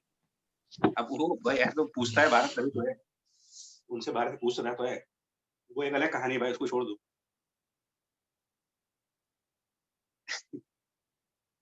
आप नोटिस नहीं किया बिग एफएम 92.7 मेगाहर्ट्ज है ना? Yes sir. इसके बाद कौन सी फ्रीक्वेंसी पे रेडियो चैनल ले जाए, नोटिस करना। क्या कोई 93.5 8 का डिफरेंस क्यों दिया गया? सर क्योंकि 92.8 पे भी मैंने सुना है कई बार वो बहुत धीमे धीमे सुनाई देता है 92.7। हाँ तो वो साइड बैंड्स के अंदर है ना। यस 92.7 पर क्लियर साउंड आएगा उस चैनल का। 92.8 के आसपास आपको एहसास हो जाता है कि हाँ बस अब सिग्नल आने वाला है। Yes sir. वो साइड बैंड्स है। सर वो डिपेंड भी तो उस पर करेगा किस फ्रीक्वेंसी का हम लोग जनरेट कर रहे हैं सोर्स में। मैसेज या ट्रांसमिशन? Sir message. तो वॉइस मैसेज था इसलिए मैंने इसको 3000 हर्ट्ज पे लिया था। हाँ बिल्कुल करेगा यार। क्या चीज डिपेंड करेगा? अच्छा फिर से बोलना एक सर बार। बैंडविड्थ तो आप ही के मैसेज पे ही डिपेंडेंट है। तो सर ऐसे फिक्स कोई बैंडविड्थ कैसे बता सकते? क्यों? आपको रेडियो चैनल में आप क्या ट्रांसमिट करोगे भाई? आप टीवी तो दिखाओगे नहीं। हाँ तो यस सर। आपका रेडियो चैनल है तो आप वॉइस मैसेज ही तो ट्रांसमिट करोगे। Yes sir. हाँ ये आप कह सकते हो, ठीक है। एक बात आपकी मेरे को समझ में आ रही है, ये कह सकते हो कि भाई मैं एक ही इंसान का तो वॉइस ट्रांसमिट करूंगा नहीं, यस सर। ये हो सकता है एक पॉसिबिलिटी कि भैया मैंने एक चैनल खोल दिया तो क्या मैं जिंदगी भर इसी फ्रीक्वेंसी को सुनाऊं? अरे कभी सपना समझ गए चौधरी सर। का भी गाना सुनाओगे, किसी भी वॉइसेस तो बदलती है, तो ये हो सकता है। हाँ, ये आपका एक पॉइंट है, उसका भी आंसर बताओ क्या आएगा। मान लो आपको जो सॉन्ग या वॉइस मैसेज है, आपके पास 5 मैसेज हैं और 5 का मैसेज है। एक मैसेज 3000 हर्ट्ज का है, एक मैसेज आपके पास 4000 हर्ट्ज का है, एक मैसेज आपके पास 5000 हर्ट्ज का है। तो अलग-अलग टाइम पर, अलग-अलग दिन पर अलग-अलग मैसेज जाएंगे। बात समझ में आई आपको? Yes sir. तो हाईएस्ट बैंडविड्थ कब आएगी ये बताओ? सर 5000। आप हाईएस्ट फ्रीक्वेंसी का ट्रांसमिशन देख लो, 5000 है। यस तो सर। 5000 के हिसाब से यहाँ पर 85 और ये 95। तो आपकी बैंडविड्थ, मैक्सिमम बैंडविड्थ क्या हो सकती है? ये बात समझ में आ रही है? Yes sir. Yes. इसका मतलब गवर्नमेंट आपको जो अप्रूवल देगी वो ये कहेगी कि ये रहा भैया 90 किलोहर्ट्ज तुम्हारे चैनल का अप्रूवल है, लेकिन तुम 95 और 85 किलोहर्ट्ज के बीच का कोई भी मैसेज ट्रांसमिट कर सकते हो। इसीलिए बैंडविड्थ एलोकेट की जाती है। दुनिया का कोई ऐसा स्टेशन नहीं जो सिंगल फ्रीक्वेंसी टेलीकास्ट कर रहा हो। तो उनसे ये पूछा जाता है कि बता दो हाईएस्ट फ्रीक्वेंसी तुमको क्या भेजनी है, ये बता दो। तो उसने बता दिया कि मेरी हाईएस्ट ट्रांसमिशन पॉसिबल फ्रीक्वेंसी ये है, उसके हिसाब से उनको बैंडविड्थ दे दी जाएगी कि जाओ अब तुम्हारा कोई सिग्नल किसी दूसरे चैनल से मैच नहीं करेगा। ठीक है, अब बात समझ में आई? Yes sir. Yes sir. ठीक। अच्छा, एक और बात फिर से बोल दूं, आप इसके क्वेश्चन आज ही लगाओगे, गारंटी दे रहा हूं हो जाएंगे, बिल्कुल परफेक्ट गारंटी दे रहा हूं, रिकॉर्डेड गारंटी है। Excuse me sir. हाँ जी। सर ये क्वेश्चन था सर, जैसे फिल्मों में दिखाते हैं सर कि किसी कार में कोई बॉम्ब लगाओ सर, तो वहाँ पे रेडियो के चैनल बहुत जल्दी चेंज होने लगते हैं सर। क्या आपने कभी ये चीज देखी है सर? वो अच्छा मैग्नेटिक दूसरा फिनोमेना है उसका। सर तो उसका इससे कोई रिलेशन है सर? नहीं, उसका इससे नहीं है। वो मैग्नेटिक फील्ड की रेजोनेंस थ्योरी टाइप की होती है कुछ, वो सेपरेट कंसेप्ट है यार, इससे का कोई लेना देना नहीं है। एनीवे यार, बैंडविड्थ की थ्योरी समझ में आई कि नहीं, आप ये बताओ पहले। Yes sir. Yes sir. Yes. अब आज की डेट में हिंदुस्तान में कितने रेडियो चैनल हैं? सर कार में तो 6 होते हैं सर, उसमें से भी 2-3 ही ठीक अरे तो वो चलते तो हैं। डिपेंड करता है सर। कि कार कौन सी सिटी में चला रहे हो भाई। Delhi yes sir. चले यस जाओ, सर। दिल्ली चले जाओ, अलग अलग होते हैं। बाढ़ है वहां, बाढ़ है। एनीवे मैं पॉइंट ये है, तो क्या हुआ, गवर्नमेंट ने क्या किया था, जब जो स्कैम हुआ उसमें क्या हुआ, उन्होंने सेम बैंडविड्थ 10 लोगों को बांट दी। ये कुछ वैसा ही हुआ, आप मान लो जमीन बेच रहे हो, आपने एक प्लॉट किसी को बेच दिया, पैसे ले लिए उससे, और वही प्लॉट दूसरे को बेच दिया, वही प्लॉट तीसरे को बेच दिया। अच्छा समझ गए सर। स्कैम नहीं हुआ? यस एक सर। ही Yes. चीज Yes, बार बार sir. बेच दिया, और अलग अलग लोगों को। गवर्नमेंट ने क्या किया, एक कंपनी को 90 किलोहर्ट्ज बेचा, दूसरा आया उसको भी कहा कि तुम पैसे लाओ, तुमको भी यही फ्रीक्वेंसी दे देते। और बिकने के बाद जब उन लोगों ने आपस में बात की तो उन्होंने कहा यार ये तो धोखा हो गया हमारे साथ। इसी का 2G स्कैम था बच्चे, ये इसमें करोड़ों रुपए गवर्नमेंट ने, तो सर गवर्नमेंट ने कर दिया था स्कैम? अप्रूवल तो ये अप्रूव कौन करेगा, प्राइवेट बॉडी के हाथ में थोड़ी है, ये गवर्नमेंट के हाथ में। अब गवर्नमेंट ने नहीं किया, अब गवर्नमेंट के अंदर भी तो आदमी बैठे ना यार। अच्छा सर। हाँ सर। हाँ, ज्यादा ना बुलवाओ वरना कल को ये वीडियो कहीं पहुंच गई ना अगर। नहीं सर, हाँ अभी सर, तो वैसे भी अभी के यूट्यूब हिसाब में से नहीं लोड होगा। होनी है। हाँ तो भैया हम फंस जाएंगे, कहेंगे था तुमको ज्यादा पता है। हालांकि मूवी बना दी है किसी ने, नाम नहीं पता मूवी का मुझे। सर अभी 2G स्कैम पेपर तो नहीं बनी? अरे बनी है, सर स्कैम वो का बनी है। दूसरा है सर, वो 1992 स्कैम है सर। सर वो अलग स्कैम है। अच्छा, वो में दूसरा ऐसा है। है वो सर, वो यस सर, हर वो से स्टॉक आता है। सर वो शेयर मार्केट का स्कैम है। अच्छा, वो शेयर मार्केट वाला, सॉरी, हाँ, इसका नहीं पता, बनेगा, ये भी बन जाएगा। मेरे आपको समझ में आई आपको क्या है? Yes yes sir. सर। देखो, तो अब जैसे हमारे पास लिमिटेड, भाई हमारी गवर्नमेंट इंडिया के पास लिमिटेड लैंड है ना यार, ये अनलिमिटेड लैंड है आपके पास, तो उसमें लिमिटेड। नंबर ऑफ हाँ, तो नंबर ऑफ प्लॉट तो लिमिटेड ही काट सकते हो, ठीक है? Yes sir. तो अब यही प्रॉब्लम कम्युनिकेशन की भी है भाई, सबको इलेक्ट्रोमैग्नेटिक वेव पर कम्युनिकेशन चाहिए, तो इलेक्ट्रोमैग्नेटिक वेव की तो लिमिटेशन है, उसकी तो एक रेंज है। और इलेक्ट्रोमैग्नेटिक वेव का मतलब ये थोड़ी कि आप माइक्रोवेव यूज कर लोगे रेडियो भेजने के लिए। तो मान लीजिए 10 मेगाहर्ट्ज से लेकर के और 1000 मेगाहर्ट्ज, ये अवेलेबल फ्रीक्वेंसी रेंज है पूरी दुनिया के लिए, क्योंकि इलेक्ट्रोमैग्नेटिक वेव हम पैदा तो करने देंगे, वो तो नेचुरल वेव है, उनकी अपनी एक फ्रीक्वेंसी की लिमिट्स है। तो मान लिया कि जितने भी पॉसिबल इलेक्ट्रोमैग्नेटिक वेव हैं उनकी मिनिमम फ्रीक्वेंसी 10 मेगाहर्ट्ज की है और मैक्सिमम फ्रीक्वेंसी 1000 मेगाहर्ट्ज की है। ये बात पूरे दुनिया की हो रही है। और एक चैनल कहता है, एक चैनल की बैंडविड्थ 10 मेगाहर्ट्ज की है, एक चैनल को 10 मेगाहर्ट्ज की बैंडविड्थ चाहिए। ये वैसे ही हो गया यार कि एक बस में आपको एक आदमी को बिठाना है, ठीक है, 100 लोग हैं, तो भैया एक आदमी को एक चेयर दोगे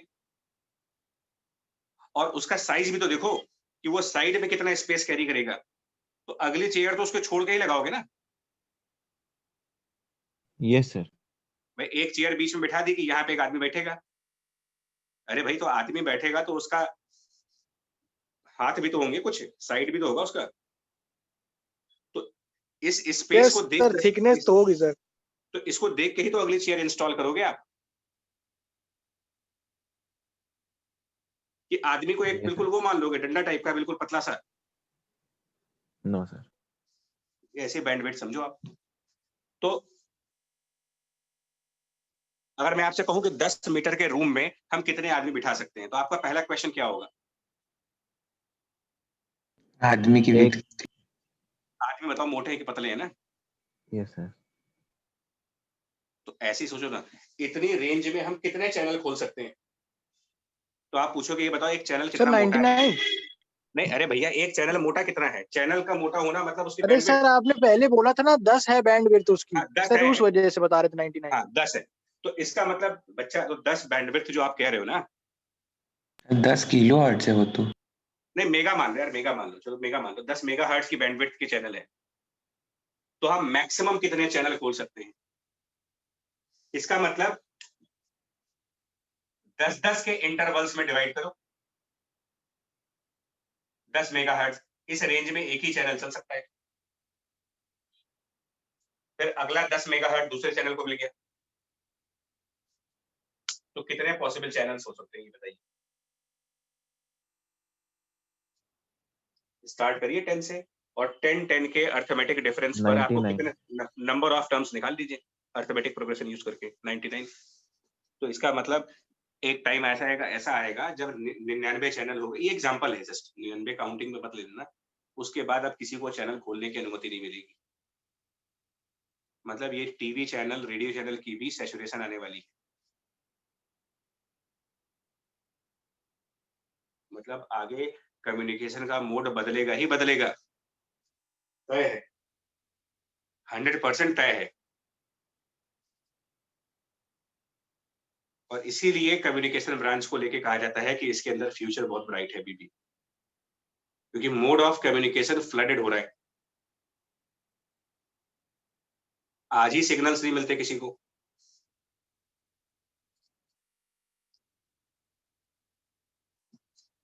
अब प्रॉब्लम समझ में आई आज की क्या है, बेसिक लेवल की प्रॉब्लम। सर अब तो Yes, sir. 5G भी आने वाला है। तो वही तो कह रहा हूँ कि टेक्नोलॉजी बढ़ती जा रही है, फ्रीक्वेंसी आपकी लिमिटेड है, आप इसके अलावा और कोई फ्रीक्वेंसी चूज कर नहीं सकते, क्योंकि इलेक्ट्रोमैग्नेटिक वेव से ही जाना है सब कुछ। तो उस लिमिटेड फ्रीक्वेंसी में पूरी दुनिया लगी हुई है, इंडिया वाले भी लगे हैं, यूएस वाले भी लगे हैं, सब अपना अपना चैनल खोल रहे हैं। सर सेम फ्रीक्वेंसी पे डिस्टेंस में तो यूज कर सकते हैं। अब कहाँ करोगे यार, आपको यूएस का चैनल भी इंडिया में देखना है। नहीं अब तो सर, सब मैं कह रहा हूँ sir same frequency 2 different countries में तो यूज हो सकती है सर, इतना। अगर ये इंश्योर किया जाए कि वहां की वेव आपकी कंट्री में नहीं आएगी तब ना। Yes sir, yes. ये कैसे करोगे इंश्योर? वेव को स्पेस में रोकोगे कैसे? और भैया इतने टेक्निकल लोग हैं ना, वो किसी भी जगह से बैठ करके दोनों फ्रीक्वेंसी को हैक कर सकते हैं। ऐसे ऐसे टेक्निकल लोग भी हैं, दोनों को आपस में मर्ज कर सकते हैं। टेक्नोलॉजी का कोई भरोसा नहीं है, अगर वो अच्छी है तो खराब भी है।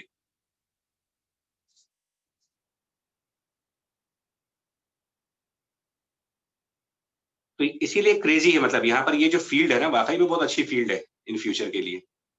भाई एक तो सीएस हो गया बिकॉज वो सॉफ्टवेयर को डील कर रहा है, और कम्युनिकेशन, 2 ब्रांचेस इसीलिए कहा जाता है इंजीनियरिंग में एवरग्रीन ब्रांचेस, और हाईएस्ट पैकेज मिलता रहेगा क्योंकि इनकी टेक्नोलॉजी अपडेट होनी ही होनी है, कोई रोक नहीं सकता उसको। अब क्या टेक्नोलॉजी आएगी भाई, ये हमको नहीं पता।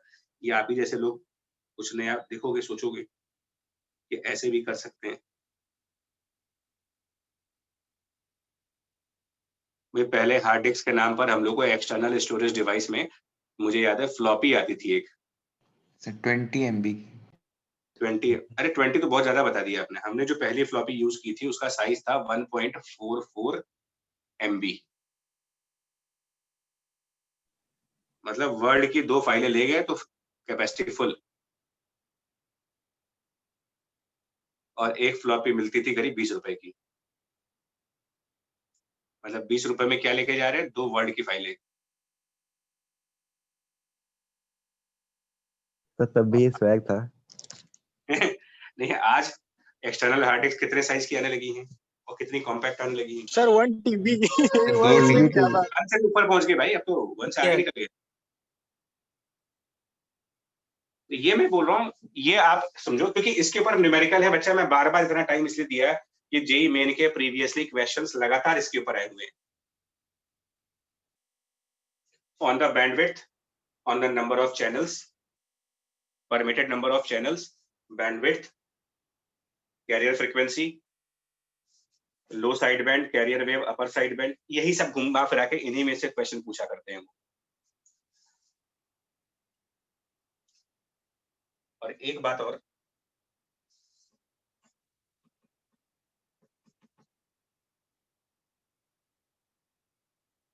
पूरा यार इसका ग्राफ भी पूछते हैं, बदतमीज है थोड़े से। थोड़े से नहीं थे। हाँ मतलब वो कहते हैं इसका ग्राफ बताओ कैसा होगा, बकवास ना करो, कहते हैं ग्राफ बताओ। देखो जी, तो ये मैथ में आपको पहले भी मैंने बताया हुआ है, किसी भी ट्रिग्नोमेट्रिक ऑसिलेटिंग फंक्शन के आगे जो टर्म होता है ये उसका एनवलप होता है। ये शायद आप वैसे भी पढ़ चुके होंगे मैथ्स में भी। Yes sir. किसी फंक्शन की एनवलप, हाँ, उससे उसी के अंदर ऑसिलेट करता रहेगा। ये सर आपने बताया था, वेव्स यस में सर। बताया था। तो ये फंक्शन भी ऐसे ही कुछ बनेगा। पहले आप एक AC plus AM sign omega T को प्लॉट करिए। तो ये कैसे प्लॉट होगा? सबसे पहले एक लाइन ड्रॉ करेंगे, इसको ध्यान से सुनना क्योंकि एक बार बदतमीजी कर चुके हैं लोग। बदतमीजी नहीं बोलना चाहिए, मतलब क्वेश्चन ही पूछा था, ऐसी कोई बदतमीजी नहीं की थी, बट हम लोग इसको बदतमीजी इसलिए कह रहे हैं कि यार तुम सीधे तो कुछ और पूछ लेते। तुम्हारे क्वेश्चन पूछने से तो वो इंजीनियर बन नहीं जाएगा, बनेगा तो आगे की 4 साल पढ़ाई करके ही, और उसमें भी बनेगा कि नहीं बनेगा कौन जानता है। तो पहले एक लाइन प्लॉट करेंगे AC, उसके ऊपर AM साइन ओमेगा टी का साइन फंक्शन। क्या बात है। तो मैक्सिमम वैल्यू क्या बनेगी? AC plus AM। AC plus AM। AC plus AM। और मिनिमम वैल्यू बनेगी AC माइनस AM। इनके बीच में एक लहराता हुआ खूबसूरत सा साइन फंक्शन। ये कहलाता है एनवेलप, और ये एनवेलप दोनों साइड बनता है।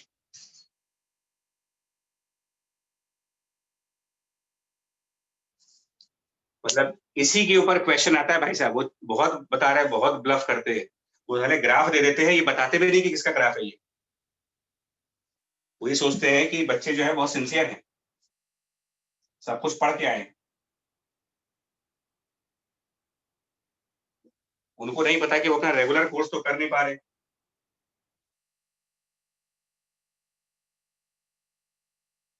समझ में आई? ये ग्राफ किस चीज का है? एनवेलप का। एनवेलप। एनवेलप है इसका, और उस एनवेलप के अंदर ऑसिलेट करता हुआ साइन ओमेगा सी टी। इस एनवेलप का टाइम पीरियड क्या है? इसकी पीरियोडिसिटी कौन डिसाइड करेगा? Sine omega omega M. T. मतलब एक मैक्सिमा से दूसरे मैक्सिमा तक का टाइम कितना होगा? 2 पाई ओवर ओमेगा एम। समझ आई? यस सर, आ गया। और इसके अंदर एक साइन फंक्शन जो ओमेगा सी, जो बहुत बड़ी फ्रीक्वेंसी पर है, तो इसके अंदर साइन फंक्शन ऑसिलेट करेंगे ऐसे।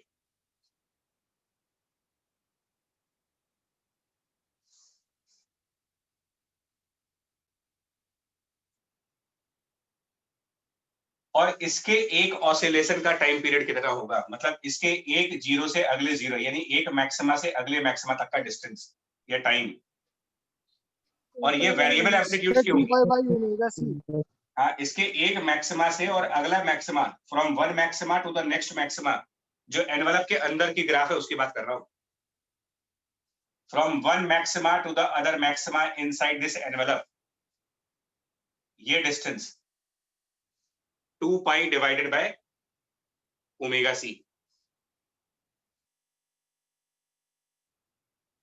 मेरे पास जगह नहीं है लिखने की, अगर आप लिख पाओ तो भाई मैं मार्कर से दिखा सकता हूं, या नीचे लिख दे रहा हूं अगर आप समझ पाओ तो।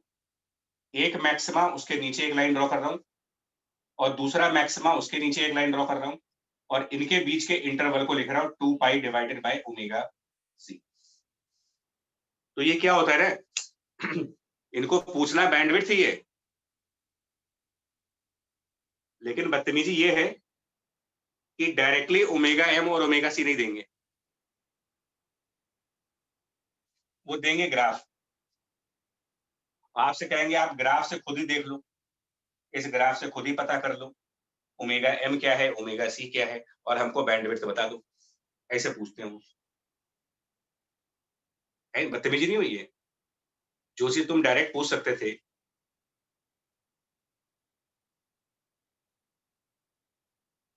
आपकी बात समझ में ये चीज?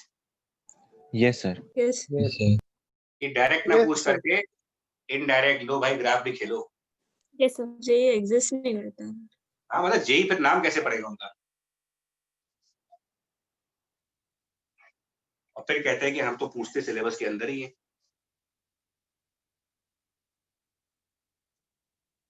अच्छा, इसके बाद ये जो आपका मॉड्यूलेटेड सिग्नल है, इसकी हाईएस्ट वैल्यू क्या बन रही है? मॉड्यूलेटेड सिग्नल की highest value AC plus M, और लोवेस्ट वैल्यू AC माइनस। ठीक है। अब एक टर्म और आता है इसमें इन सब के बाद, वो है मॉड्यूलेशन इंडेक्स।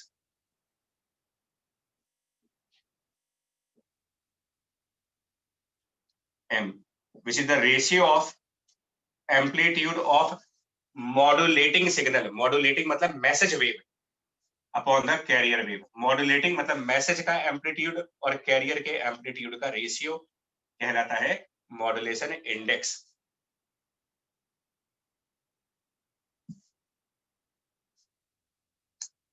और हम AM को AC से बड़ा कर नहीं सकते, मैसेज का एम्पलीट्यूड कैरियर के एम्पलीट्यूड से बड़ा कर नहीं सकते हो, वरना सिग्नल पहुंच जाएगा माइनस में।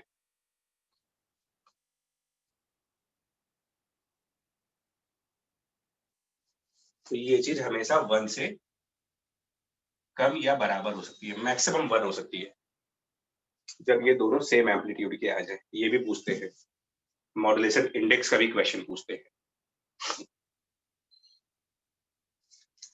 मतलब कि अगर हम फॉर एग्जांपल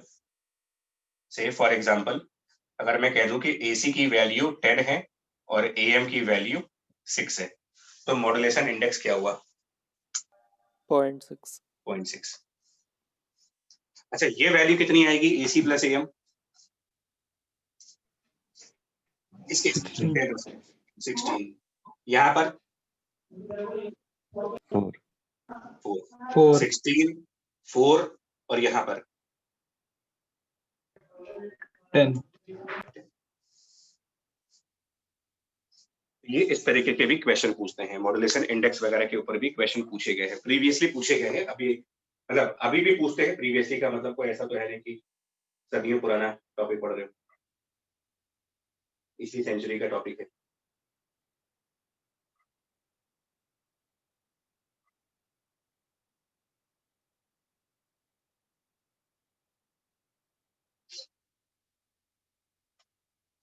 समझ आ गई बात आपको? Yes, sir. यस सर ठीक है जी बच्चे। तो मॉड्यूलेशन इंडेक्स का क्वेश्चन हो गया, इसके ऊपर न्यूमेरिकल आते हैं। What can be the maximum amplitude of modulated signal, lowest modulated signal, ऐसे क्वेश्चन पूछते हैं।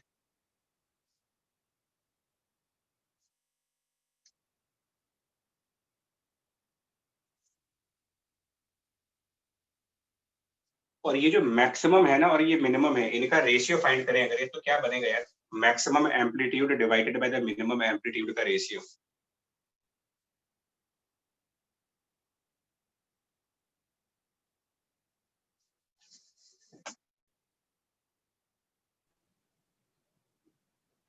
Maximum amplitude of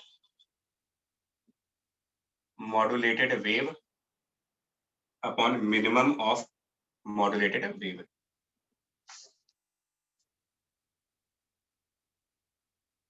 sir 1 + m upon 1 - m।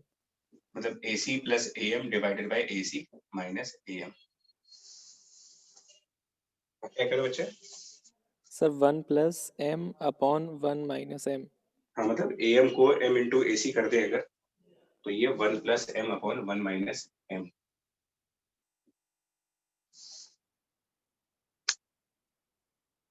ये सब छोटे छोटे चुन्नू मुन्नू टाइप के क्वेश्चंस हैं।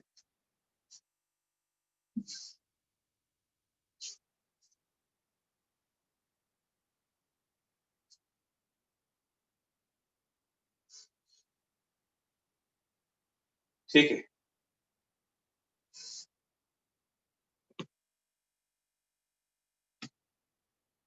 इसमें एक पावर का टॉपिक है, आप पहले प्रीवियस ईयर क्वेश्चन लगा लो। पावर का अगर कोई क्वेश्चन मिले तो मुझे बता देना, अगली बार करा देंगे उसको भी।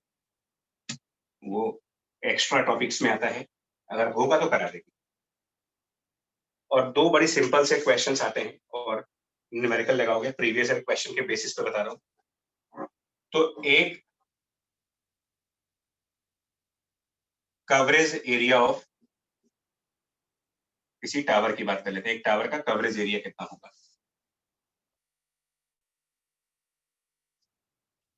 एम्पलीट्यूड मॉड्यूलेशन के इतने ही क्वेश्चंस हैं, बाकी कॉन्फिडेंस तब आएगा जब न्यूमेरिकल लगा लोगे। देन आता है coverage area of tower, TV का टावर, मोबाइल का टावर।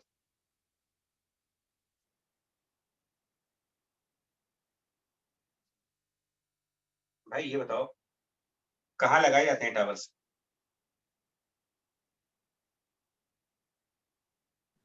खाली सर जगह। छत पे। छत पे, हाँ, छत पे, खेत में, या मतलब जमीन में। कितनी हाइट के टावर्स होते हैं?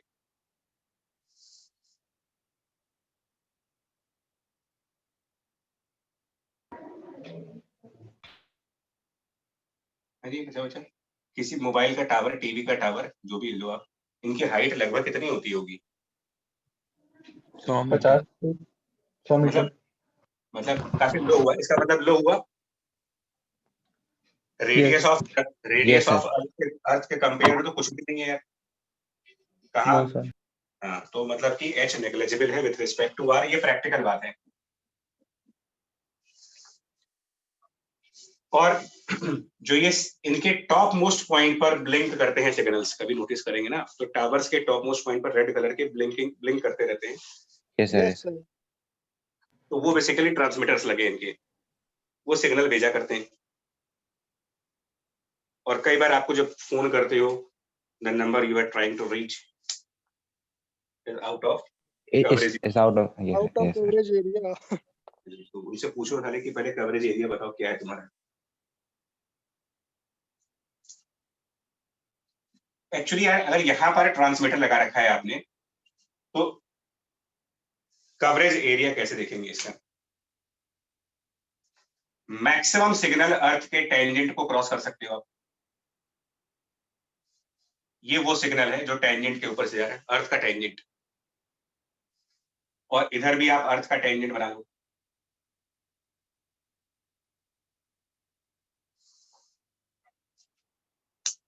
तो जितने लोग सौभाग्यशाली हैं, मतलब कि लकी लोग जो यहाँ पर खड़े हैं, क्या इनको इस टावर का सिग्नल मिलेगा? Yes sir. Yes Yes. Sir. Yes sir. और जो लोग इधर खड़े हैं, तो अर्थ के दूसरे साइड पर, मतलब ऐसी जगह जहां पर टेंजेंट के बाहर है, क्या कोई सिग्नल यहाँ आ पाएगा? अर्थ को पेनिट्रेट करके No, तो sir. जाएगा नहीं सिग्नल, नो सर। अर्थ के अंदर से तो जाएगा नहीं टनल बना के।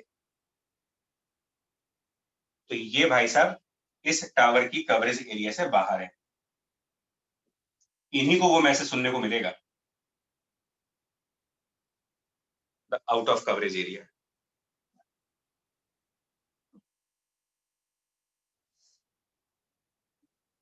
ठीक है बच्चे? Yes sir. Yes, इसके sir. लिए Yes, कंपनीज को sir. करना क्या चाहिए होता है, कंपनीज को हर थोड़े थोड़े डिस्टेंस पे टावर्स लगाने पड़ते हैं, लेकिन ये चोर लोग हैं।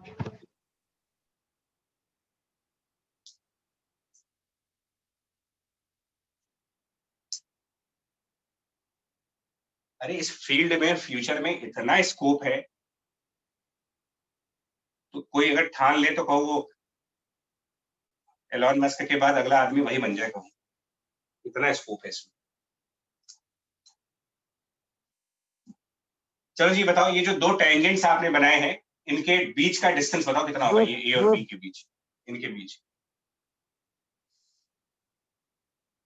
इस अप्रोक्सीमेशन को ध्यान देना कि ये h टेंडिंग टू 0 है। थोड़ी सी मैथ लगेगी अब।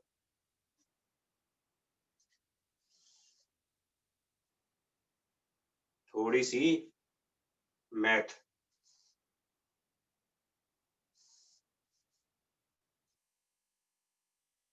ये डिस्टेंस पॉइंट बी से मिलाओ, ये कैपिटल आर बनेगा। ये डिस्टेंस मिलाओ, ये भी कैपिटल आर बनेगा। इसको नीचे लेके आते हैं, ये h हाइट है ऊपर, ये r है, ये एंगल थीटा। निकाल सकते हो नहीं निकाल सकते हो? थीटा की वैल्यू निकल पाएगी नहीं निकल पाएगी? बोलिए निकल जाएगी सर। कितनी? निकल जाएगी सर। ये 90 डिग्री बन रहा है यहाँ पर। Cos inverse R by R plus H. ठीक, तो ये हो गया cos inverse of r by r plus h। कैसे हुआ ये? बाकी लोग थोड़ा सा दिमाग लगाइए, कहाँ से बन रहा है? Yes sir. और h बहुत ही छोटा है, कोई औकात नहीं उसकी r के सामने। 6400 किलोमीटर के सामने 20 मीटर की क्या वैल्यू? तो ये लगभग 1 नहीं आएगा, मतलब cos इनवर्स 1 नहीं आ जाएगा। Yes, sir. यस ये सर। थीटा टेंडिंग टू 0 है। तो क्या ये a और b पॉइंट बहुत दूर दूर है? No, sir. No sir. No sir. No sir. बहुत ही नजदीक पॉइंट, बहुत ही नजदीक। तो डायग्राम तुमने ऐसा बनाया है, लेकिन अगर अर्थ के सरफेस पर दो पॉइंट, एक आपका घर एक मेरा घर, जो बहुत नजदीक है 10-12 किलोमीटर के अंदर, तो ये पोर्शन आपको राउंड दिखेगा ही नहीं। आपको अपने आसपास धरती क्या कभी स्फीयर दिखती है? No sir. No, sir. पढ़ते तो यही होगी नो धरती, सर। पढ़ते तो यही है। तो किसको दिख रही है गोल धरती? भाई हमको तो नहीं दिख रही, सर तो दूर क्योंकि हम रहते हैं। दूर जाते हैं। इसका मतलब between A and B you will have a circular portion. Circular इसलिए क्योंकि इस पॉइंट से 3 डायमेंशन में जब देखोगे ना, इस पॉइंट से अर्थ के सरफेस पर 3 डायमेंशन में जब देखेंगे आप, तो एक सर्कुलर रीजन होगा जो उसका कवरेज एरिया डिफाइन कर रहा होगा, जिसकी रेडियस ये होगी, कैपिटल आर साइन थीटा इसका रेडियस होगा। ये तो मैंने आपको वैसे अर्थ बना के दिखा दिया है, बट अगर आप रियलिस्टिक वे में सोचेंगे, थोड़ा सा प्रैक्टिकल तरीके से, तो अर्थ फ्लैट दिखता है। किसी टावर पे खड़े होकर देखना कभी, अगर मेरी बात पे भरोसा ना हो तो किसी मोबाइल टावर पे चढ़ जाना और बिल्कुल टॉप पे खड़े हो जाना उसके, ठीक है, और देखना कि आपको वहां से अर्थ स्फीयर दिखता है कि फ्लैट दिखता है।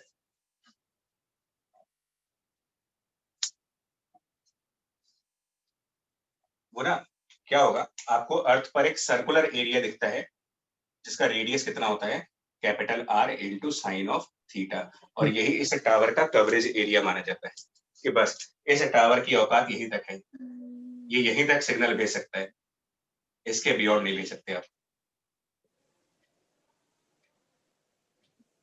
और ये कवरेज एरिया लिख सकते हैं pi capital R square sine square theta, और साइन स्क्वायर थीटा को हम रिप्लेस करेंगे तो ये बन जाएगा pi R square 1 minus cos square theta, और कॉस स्क्वायर थीटा हम यहाँ से लिख देंगे।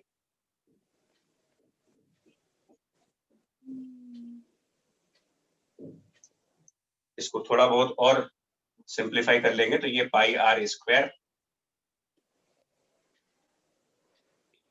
विद सम अप्रोक्सीमेशन क्या होगा ना, ये आर प्लस एच का स्क्वायर यहाँ लेके जाओ, ये अराउंड 2 पाई आर एच बन जाएगा यार, थोड़ा सा यस एक सर, स्टेप, यस सर।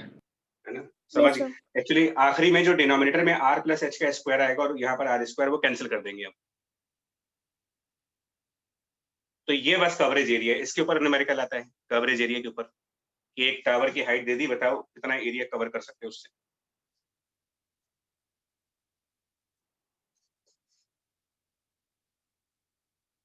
बोलिए, ठीक है, पॉइंट ये समझ में आ गया आपको? Yes sir. Yes sir.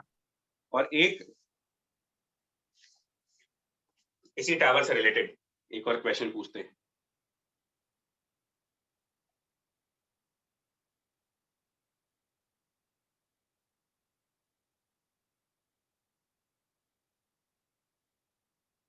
लिख लिया इसको? Yes, sir. Yes, sir. Yes sir. अच्छा जी, एक पूछते हैं, एक टर्म होता है जो टेक्निकली इसमें कहते हैं लाइन ऑफ साइट कम्युनिकेशन।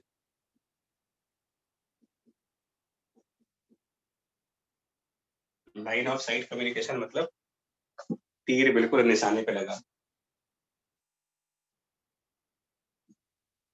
समझते हो इसका मतलब?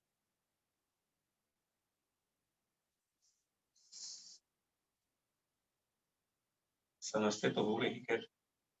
काफी मतलब निकल सकते हैं। ये समझ गए सर। तो बाकी तो छोड़ देते ना आपके ऊपर। लाइन ऑफ साइट कम्युनिकेशन का मतलब होता है ट्रांसमीटर और रिसीवर एक लाइन में कम्युनिकेट कर रहे हैं।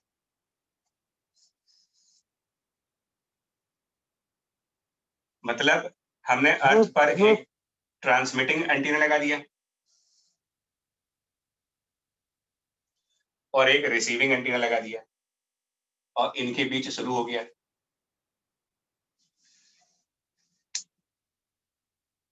ठीक है, इनके बीच लाइन ऑफ साइट कम्युनिकेशन। एक एंटीना, एक टावर दूसरे टावर से बात कर रहा है, तो ये मैक्सिमम कितने डिस्टेंस पे लगा सकते हो? एक टावर से मैक्सिमम कितनी दूर दूसरा टावर लग सकते हैं ताकि इसका सिग्नल ये कैच कर ले और फिर ये आगे प्रोपोगेट कर दे। Root two R H. हाँ देखो क्या होता है, रूट टू आर एच सही है। इस टावर से आप क्या करेंगे, एक टेंजेंट बनाएं और वो टेंजेंट दूसरी साइड लेके जाए, और मान लिया यहाँ पर हमने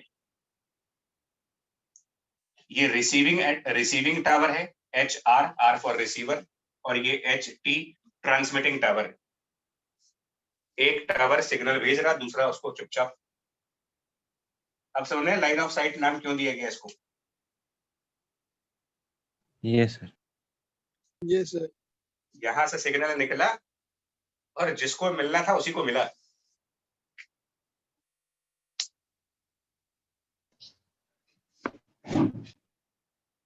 ये भी बड़ा इंपॉर्टेंट है भाई साहब, सिग्नल सही जगह पहुंचना, गलत पहुंच गया तो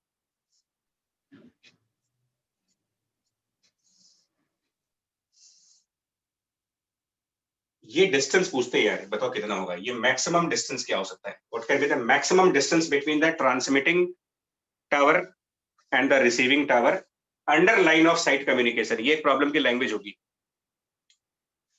under line of sight communication find the largest possible distance between the transmitting tower and the receiving tower।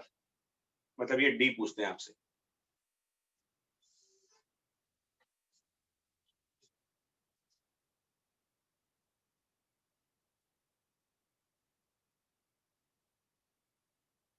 तो यार ये डिस्टेंस आपको निकालना पड़ेगा, ये अभी प्रीवियस वर्किंग करनी पड़ेगी तुमको, जैसे पीछे वर्किंग की थी ना वही वर्किंग आगे एक्सटेंड कर रहा हूँ।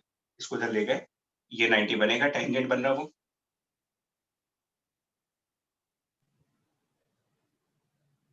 ठीक, और ये एच नेग्लिजिबल है, इस बात का ध्यान रखना। ये आर हो गया, ये आर हो ये गया। सर तो 45 एंगल बन जाएगा। कहाँ 45 बन रहा है यार, दुनिया में और भी एंगल है। एच बहुत छोटा है भाई, बहुत छोटा है। ये सर गलती से पीछे ये लग गया। ये एंगल जो थीटा बनेगा ना, ये एंगल थीटा टी कह दीजिए, ये बड़ा एंगल होगा छोटा एंगल होगा? बहुत छोटा। बहुत छोटा। तो आप ये डिस्टेंस निकालो ना कितना आएगा यार, मैं इसको लिख दे रहा हूँ। ये डिस्टेंस, इसको मैं डी टी से डिनोट कर दे रहा हूँ, क्योंकि सिमेट्रिकली हम उधर डी आर कर लेंगे। एक तरफ का बता दो कितना आएगा।